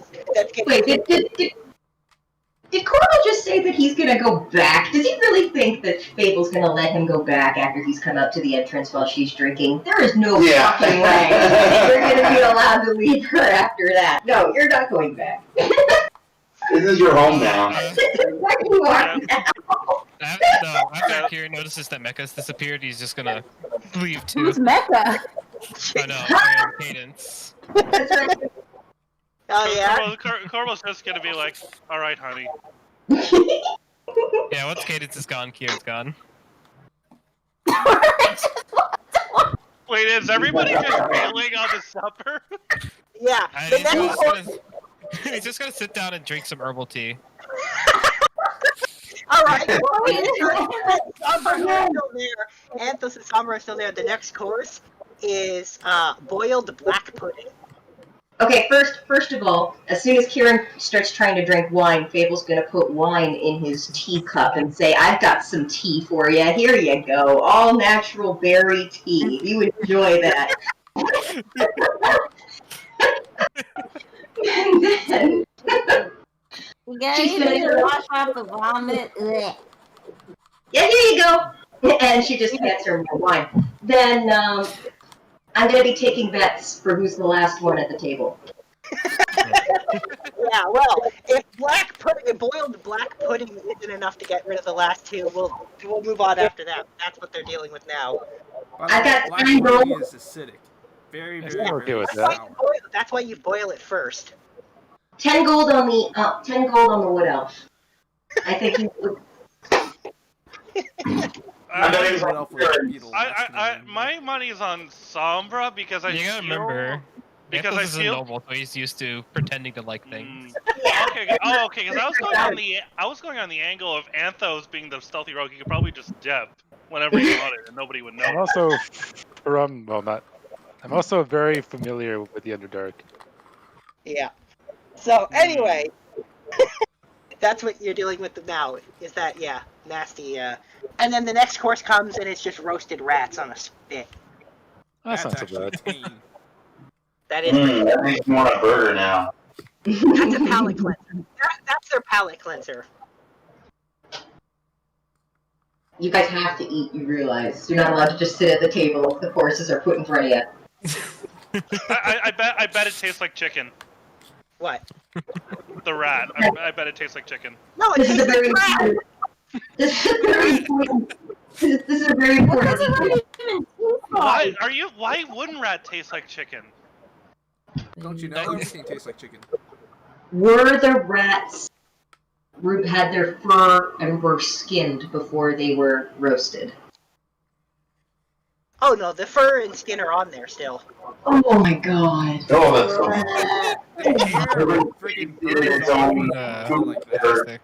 I'm sure the skin will part because it's cooked. Oh my god. Yeah. Yeah, but burnt hair. Not getting that out. That's now the smoked flavor of that meat. I expect some rolls from you boys. Yeah, I will need con rolls on this next one. This is pretty gross. Alright. Oh yeah, did anybody want a palate cleanser? You can Just make that. straight- That's Alright. what the rat are. The rats are palate cleansers. Do you want a Con con save, yeah. save? Con save. Emo, if you're still here, you need to roll a wow. con save. That is a solid. Yeah, Sombra's fine. Yeah, he's on it. Yeah. All right. Well, just you wait. It's gonna get grosser. Wait, where's Anthos's? Yeah. Where's your con save? Well, the fact that I have to open up my player character sheet again, that helps. So. Yeah, I'm help him out. Saving throw or just regular? Saving throw. Because you're eating a roasted rat. Oh! Ah! You vomit. Damn it! I lose again. Oh, I know. I gotta keep going though. I am disappointed in your lack of faith, Fable. That's great. All right. So. I lost. I bet on Kieran. All right. So here's the next course. It is deep fried aboleth tentacles. Oh, So it's God. calamari, Sounds basically. delicious. No, it's gonna be like Oh my calamari at least? No, it doesn't. It has the texture and consistency of an old tire. yeah. It tastes like calamari, all right. It tastes like calamari if you ordered it at a Chuck E. Cheese.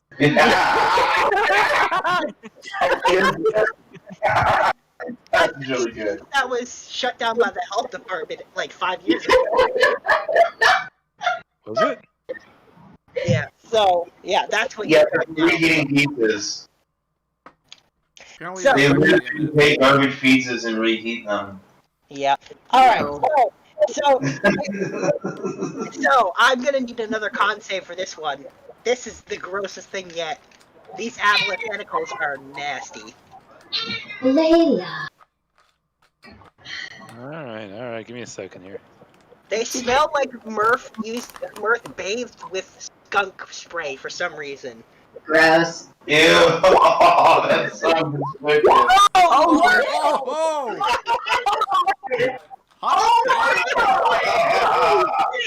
I thought Anthos already vomited. He did, but he kept going. He said he was gonna keep going. He did say he was gonna keep going. The bet is. Keep going. Yeah. All right. Let's see. What's the next thing gonna be? I'm still taking bets, guys. I'm not betting.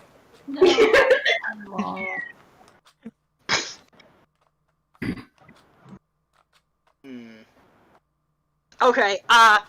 The next one is they're cloakers. They bring whole cloakers with an apple in their mouth and drop them in front of you. Oh my god.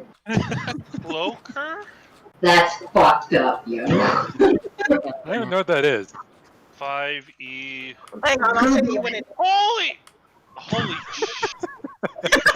Mon, share?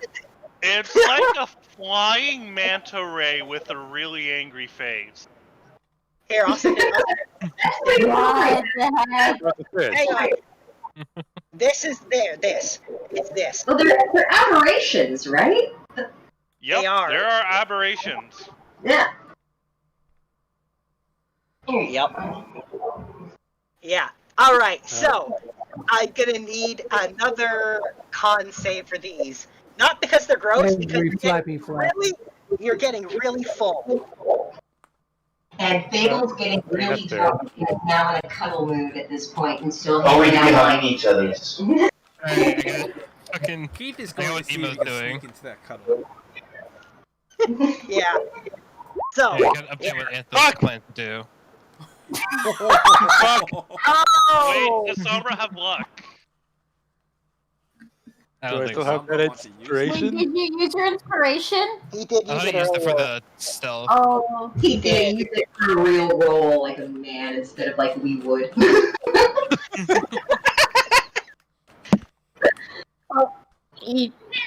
Oh no. Yeah, you're unable to keep all that food down. It's just too much. I'm gonna fake eat it, use sleight of hand. Oh! Oh! Shit! Oh, oh shit! Oh, it doesn't look like you're eating it. Oh my god! Yeah. Hang on, but the final course comes out when you. This is where it's gonna get. This is it. Gelatin made from hook horrors. Hook horror gelatin. Oh, so it's just gelatin then. I mean, gelatin is gelatin. Yeah, Yeah, this That's just gelatin. This gelatin. No. Why do I feel like this is like one of those like really weird like savory Jello mold kind of deals? Yeah. You mean what's it called? Oh, these things. They Yep. look like Yeah. a demonic chicken with more. We fought those before. It's what's it called? This is not that gross. The This thing is just about hook horrors is they're semi-sentient. Now, if you decided to go with a choker, that would have been fucked up. No, I'm okay with ending it with Jello made from hook horrors.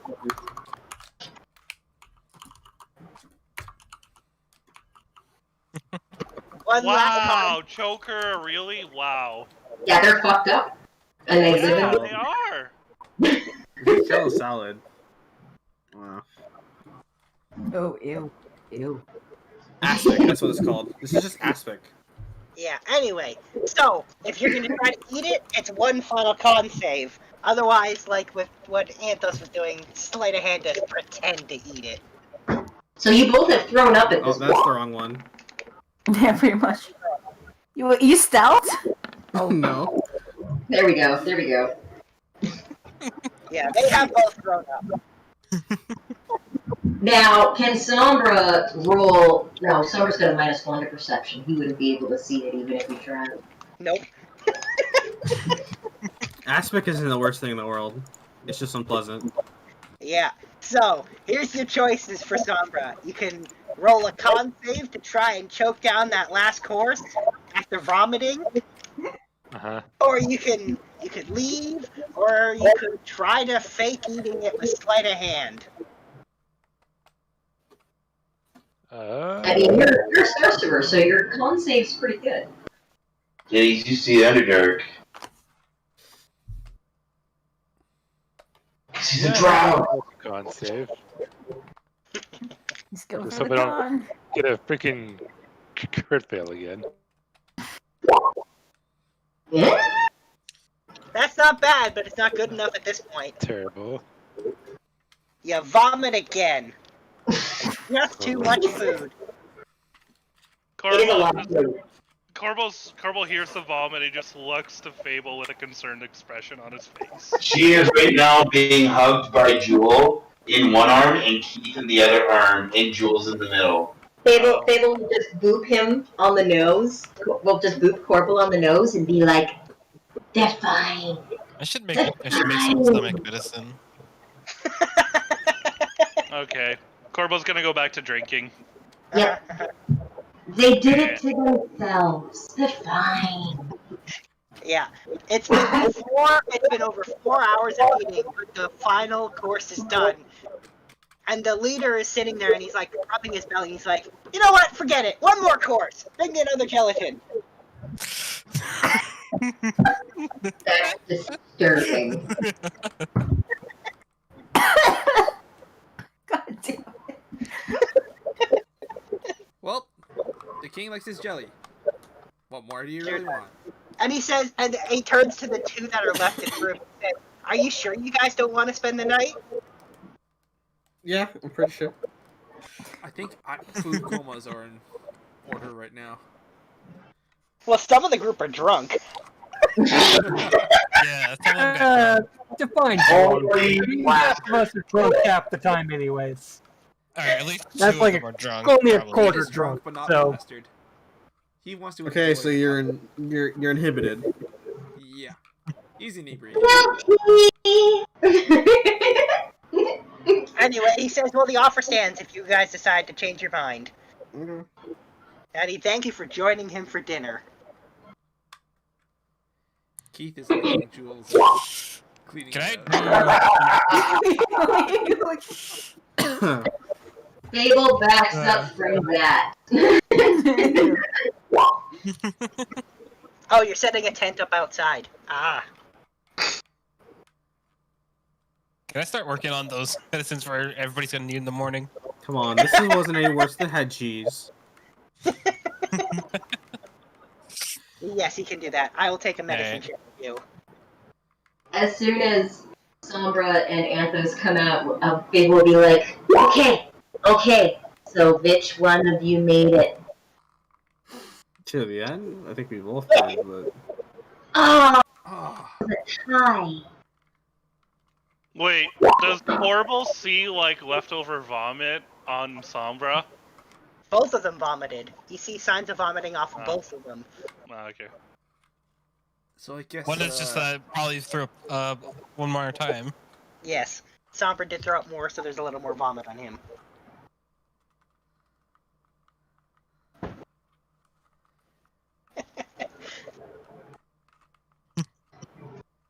Easy medicine checks. You might want to do something about that. And Fable just kind of like looks at their clothes and kind of just starts to like, she gets a cloth and she starts to kind of just try to wipe it and starts mopping. Yeah. I'm sure there's an underground spring someplace nearby. I've got a feeling Fable's just gonna start like drunkenly like wiping their face at the same time.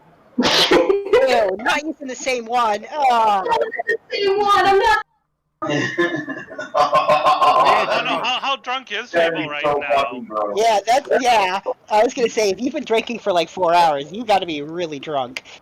I've got food though. Alright, you know what? Shut up, A con save for you to determine how drunk Fable is. Sure. I want to in on that. Make me roll con.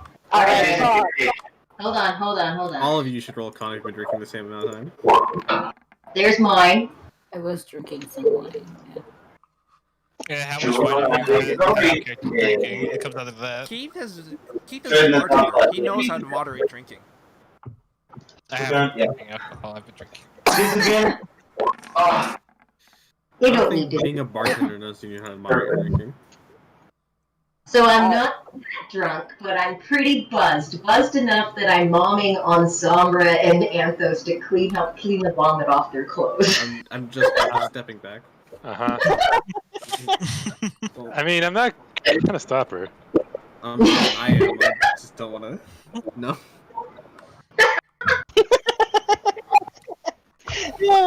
I'm gonna go find water. I'm guessing at 21 I'm not drunk, right? No, I wouldn't expect Shiva to have been drinking that much after the last time. Oh, yeah.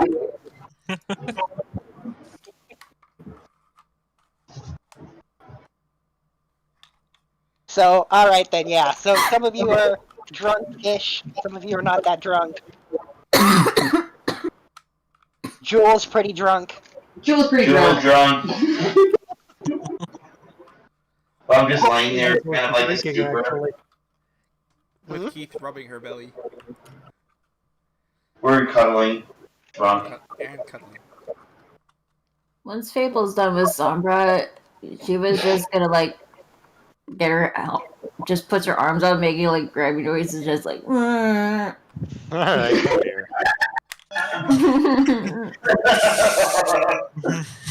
Can we go home now, grumpy buddy?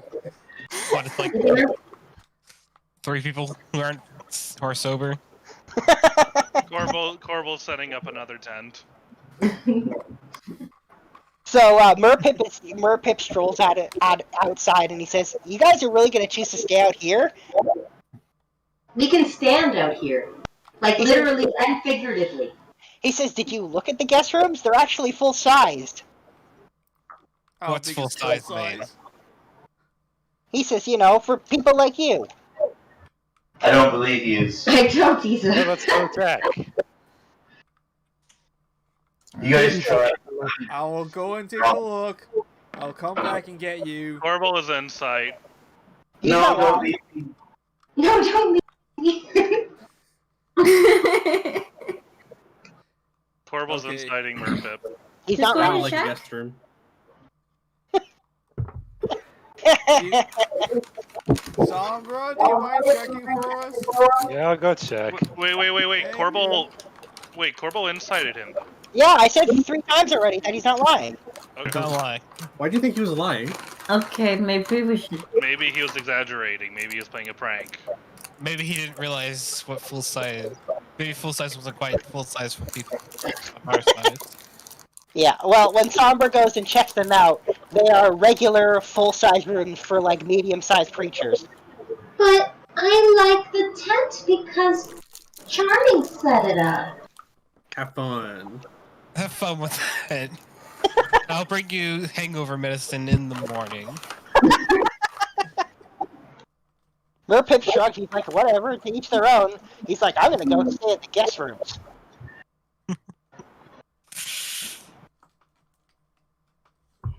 Fable just looks at her sister, who always avoids being in enclosed spaces and other people that she doesn't trust, and it's like, yeah, I'm just gonna play the drunk card.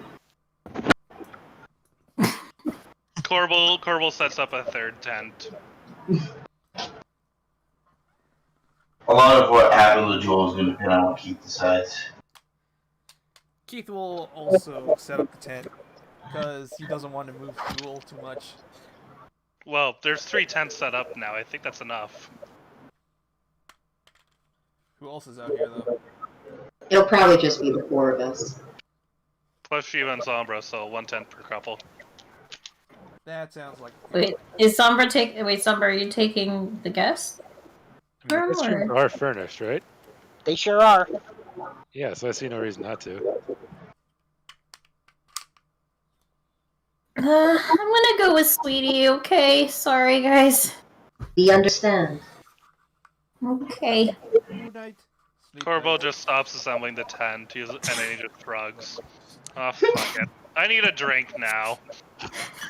Did you already drink? Well, it just so happens. And Fable just gives you a bottle.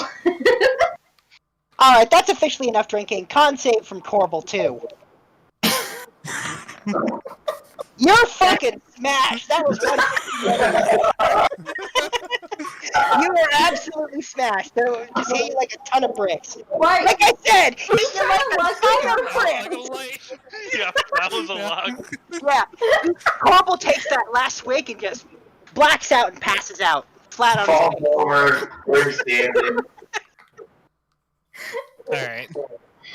As soon as Table and Jewel will drag him into the tent with Key's help. yeah, and we'll cover him up with a blanket and make sure he's all nice and cozy. Give him a teddy bear to hold. I'll take care of that in a bit. Don't you worry, brother. But I will stay up a little bit and just enjoy the quiet and getting used to the environment and drop the drunk. And Yeah, it is very quiet. Sleep outside, no tent. Oh. Alright then. Just Kieran? Just a blanket, basically. Are you joining us outside? Hmm? Are you staying outside? Yes. Oh. Have you been drinking? No, I've been drinking tea. Not if I had anything to say about it. I'll sleight of hand it into your teacup if I have to. That's a very different taste. That's a very I've had alcoholic tea. It's a very different taste. Yeah, from I normal know. And then you'll dump it out and put in your tea and it'll be wine again. You'll be like, what?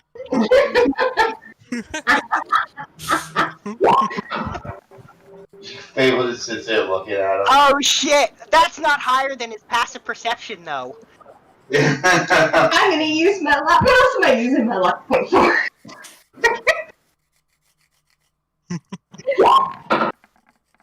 That's still not higher. No. Every time she tries, she just moves a couple ways. I'm pretty sure Jewel is the only one that has a decent shot of Anthos. doing that. Jewel and Anthos Yes. could probably do it. So you see me do it, do you stop me? Because I'm not gonna stop myself. Just because you're sorry doesn't mean she's gonna stop trying. That's true. Or that he won't just shrug and drink it. Do you drink it? Nah, he'll stop her. Oh. He'll All give right, you then. one, and then he'll just stop you. Alright then. No con saves for Kieran, because... Yeah, he didn't drink. Do we feel like out here has like a watch and a guard, or do we? Oh, you can see you see frequent patrols, and there's still the guard standing not too far away, within sight. I'm still gonna sit outside the front of my tent and protect, and watch and sober up a little bit, and just absorb where I am and what the next plan is and what we're gonna do next. And then I'll probably go to bed eventually.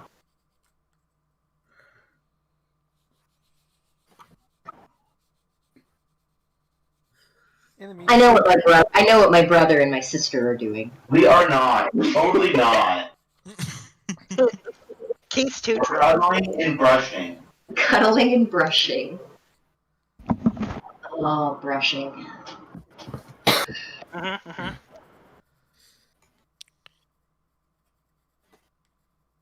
I just see Kieran like lying down on the ground with like that teeny tiny tent like Kronk from Emperor's New Groove. I love that. I approve. Well, I'll say this: if Kieran doesn't do it on his own, the kobolds do that around him when he's asleep. So either way, he ends up like that.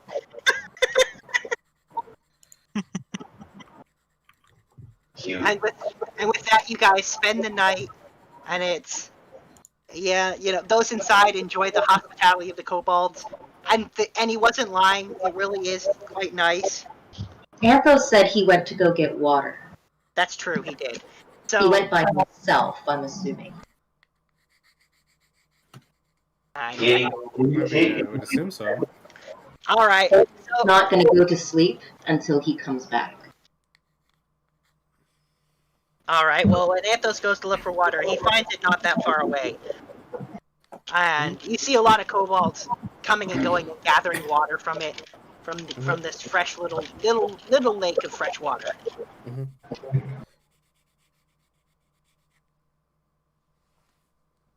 Oh, and there's a sign that says "Lucky Wishing Pond." Maybe. Maybe. With a maybe. Oh God. I don't know how to feel about that. Plot twist. Lucky is the name of the kraken that's in the pond. Yeah, I'll just take some water in my water skin and walk away. Aw, alright. I'll throw a gold coin in it though, because I can. And then the aboleth appears. No, not a minute later, you hear snickering as a kobold child pops out of the lake carrying the coin, and he takes down the sign and runs off, snickering. That's great. That's yeah, I like that. Clever. Clever girl. Yeah. And then he returns with his water skin of fresh water. And you're able to pass the night peacefully, having enjoyed way too much gross food, a lot of drinking for some of you. Yeah, good stuff. It's been a long time since we've drank. And by the time you guys get up in the morning, the kobolds are already active and moving around. And their leader is actually gathering his troops and telling them to assemble themselves and prepare, because, you know, at some point, they're going to go beat up some humans and get the magic back. Okay, now it's just the drow. Now it's just the drow. Yep. So off we go. How confident are you that we can knock that out in 20 minutes? I have a place I know. I think I'm going to stop it, so we'll go there for now. I have a plan, so to speak. So, Okay. Merpip leads you to the drow, and as you're going, he's like, "Oh boy, maybe we I should." got a plan.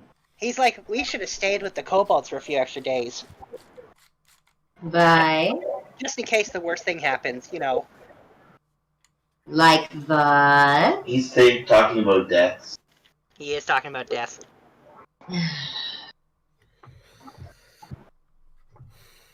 Don't worry, it's without magic. Nothing's ever seen anything like us. How's Corbel this morning, by the way? I will take a con save from Corbel for the morning. Roll for me too. Roll for me, honey. Okay. Oh dear. Pretty hungover. That's twice now. I'll give the hungover man some medicine. Yeah, with that, the hangover does disappear for the most part, thanks to Kieran's hair of the dog. Until it does, Fable will be dotting over him. Corbel's gonna just look to Kieran and, like, just grunt thank you. And then he's just gonna bury his head in her shoulder. Jewel, on the other hand, is chipper and as Jewel as ever, seemingly unaffected by getting super drunk. Jewel does not drink. She was always like that, you know. Yeah, Jewel's Where's from the best? upbringing. Yeah, Jewel's upbringing has left her that way. We've drinking a lot of wines. There's been a lot of red wine mornings. Yes, a memory of you guys having a drinking contest with Murph that just basically ended when you guys made Murph pass out. That's because we slipped shit in there. Yeah, you slipped shit in there, because otherwise it was a stalemate. There's no beating Murph at drinking. Yeah. I'm saying you want to beat Murph at eating. You can beat him at eating now that he's not cursed. But anyway, so you keep going and you reach the outskirts of the drow area, and Merpip's just like, "All right, well, we're at the outskirts now, so we might see some drow." Well, that is the point, isn't it? He says, I wish it wasn't. Yeah, that's a good point. He says, man, you So guys... we did all of them? Yes, what would be the best way to, introduce ourselves without seeing threatening? Nothing ventured, nothing gained. That's right. He says, well, I hope you're right. And he keeps leading you down. And you notice that the patrols have stopped and there's no more lights along the road, the pathway anymore, now that you're in the drow area. I'm going to ask the Siffelbin if it would be in our best interest to light a lantern. He says they wouldn't react as kindly to you suddenly appearing, but it would also draw more attention. He says, either way, it's a little risky, so I'll leave it up to you guys. Probably better with the lantern, though. Well then, let's light a lantern, so that we don't seem very like we're trying to sneak up on them. Yeah, so why don't we just call out? It's so quiet in here, so I bet they'll hear us. Hey, Drow, we're here to talk to you. We're just here to have a conversation.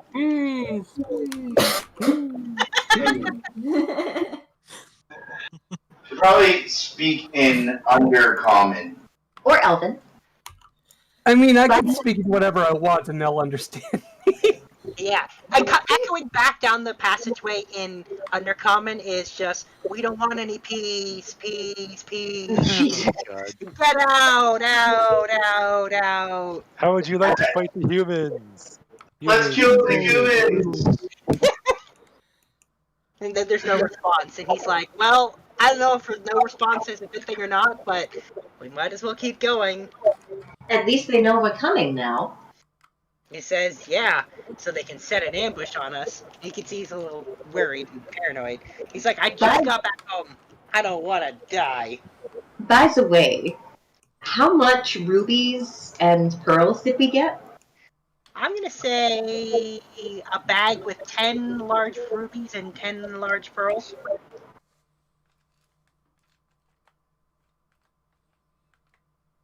Like, when you say large, are we talking golf ball size?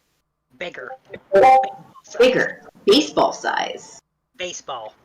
Are they raw, or have they been... I'm assuming they're not cut, they're raw. They are raw. Okay.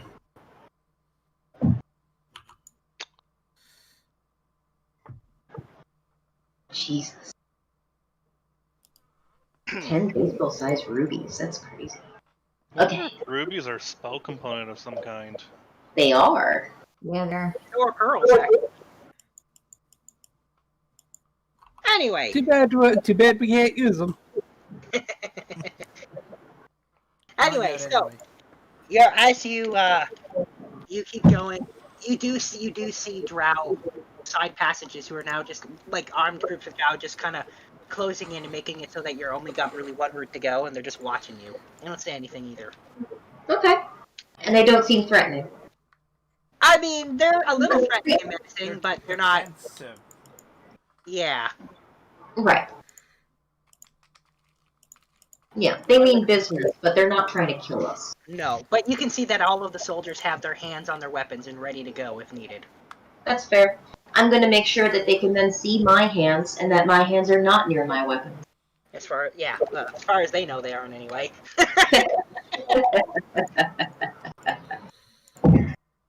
Oh, playing a rogue is fun. Anyway, so you keep going, and by the time you get to, it's like, it looks a lot like the Egyptian area, a giant wall with a gate. And when you get there, there's a really important looking drow there. Is it a male or a female? Female. What does she look like? Well, she is covered from head to toe in red and black silk dress.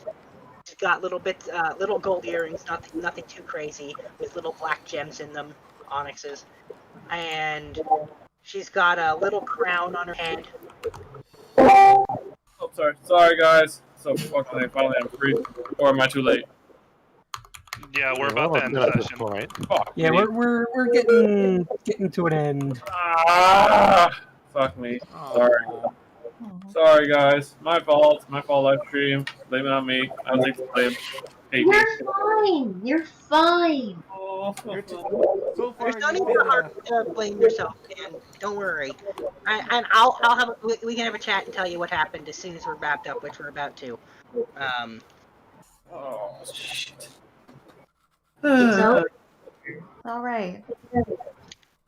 Yeah, but you see this matriarch of the Drow standing there, and she's got her consort standing a little bit behind her, kneeling, and all the other Drow males around her are kneeling. So this is the matron. A matron, at least. Mm-hmm. And she says, when you get closer, she says in Undercommon, "What are you doing in our territory?" Shit. As soon as she speaks, Bring tidings.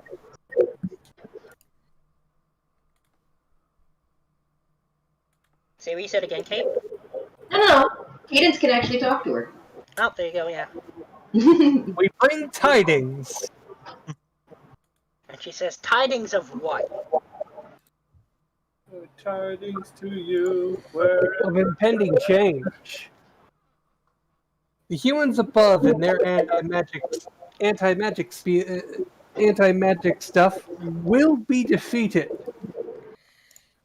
We invite you to participate in this. And she says, to participate in what? Working with you? All of you? Those who are lesser than we are? The humans say the same thing about you. She says, we care not what the humans say, only that they are destroyed. And we'll see to it that they're destroyed. We don't need anyone's help. Then tell them that they are in luck, for we bring them tidings of vindication and vengeance. We have information, so that they can reap their vengeance with their own hands. I repeat that. And she says, that's all well and good, but one does not just simply stroll into Drow society. She says, I'll give you passage in the city, if you do me a favor. Of course. Okay, what do you want? And she says, nothing too difficult. She says, I just want you to go down there. And she points down and says, and get me something. What is it and what's guarding it? She says, nothing's guarding it per se. She says, I just want you to bring me the head of a mind flayer. Are you fucking kidding me? Oh, so we have to fight the Illithids for you. Are you so incapable without your magic that you cannot fight them yourselves? She says, if I went down there, I'd have my magic. She says, I'm testing you to see if you're worth talking to. Oh. See? Mm-hmm. Yeah. I'm gonna whisper to Honeys.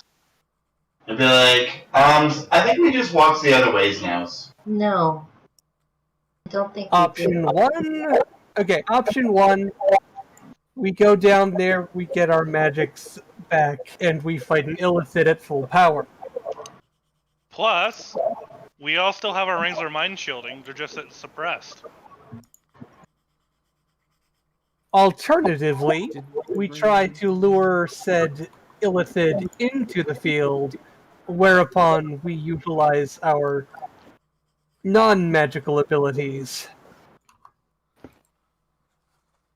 AKA me punching it. Well, which one will be the more likely chance of us not getting murderized? What if instead of fighting something for you in the depths of the darkness, we gave you something that we can offer you from where we come from in the light that's not available to you?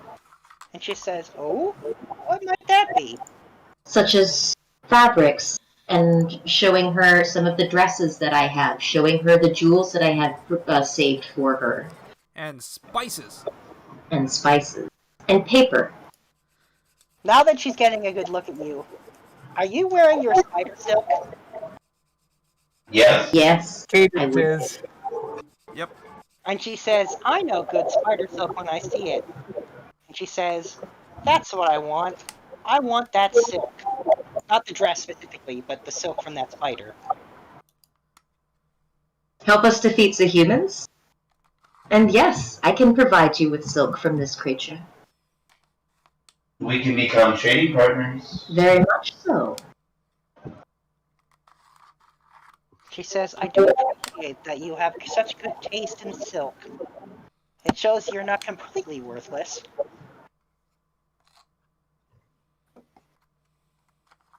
It's always good to have more, isn't it, matron? Alright, I'll take a persuasion roll.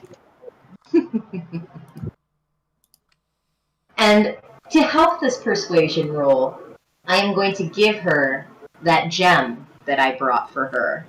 Ah. I was wondering when you were going to bring that up. A token of our friendship, matron.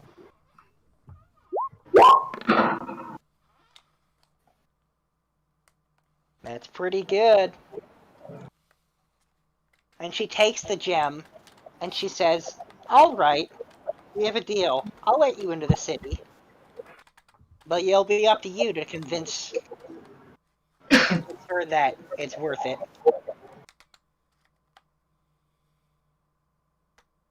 You'll have to convince the queen. Then please, do take us to her. We're off to see the matron. We're the wonderful matron of Drow. Oh, yeah.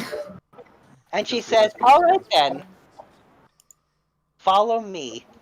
And she turns to the other drow and she says, they can enter. And she just turns around and starts walking. And Fable, as soon as nobody's paying attention to her anymore, her knees will buckle a little bit and she'll be like, whew. Okay, so we don't have to fight a stupid mindful here, thank God. Real pain. Corval's gonna pat her on the shoulder. The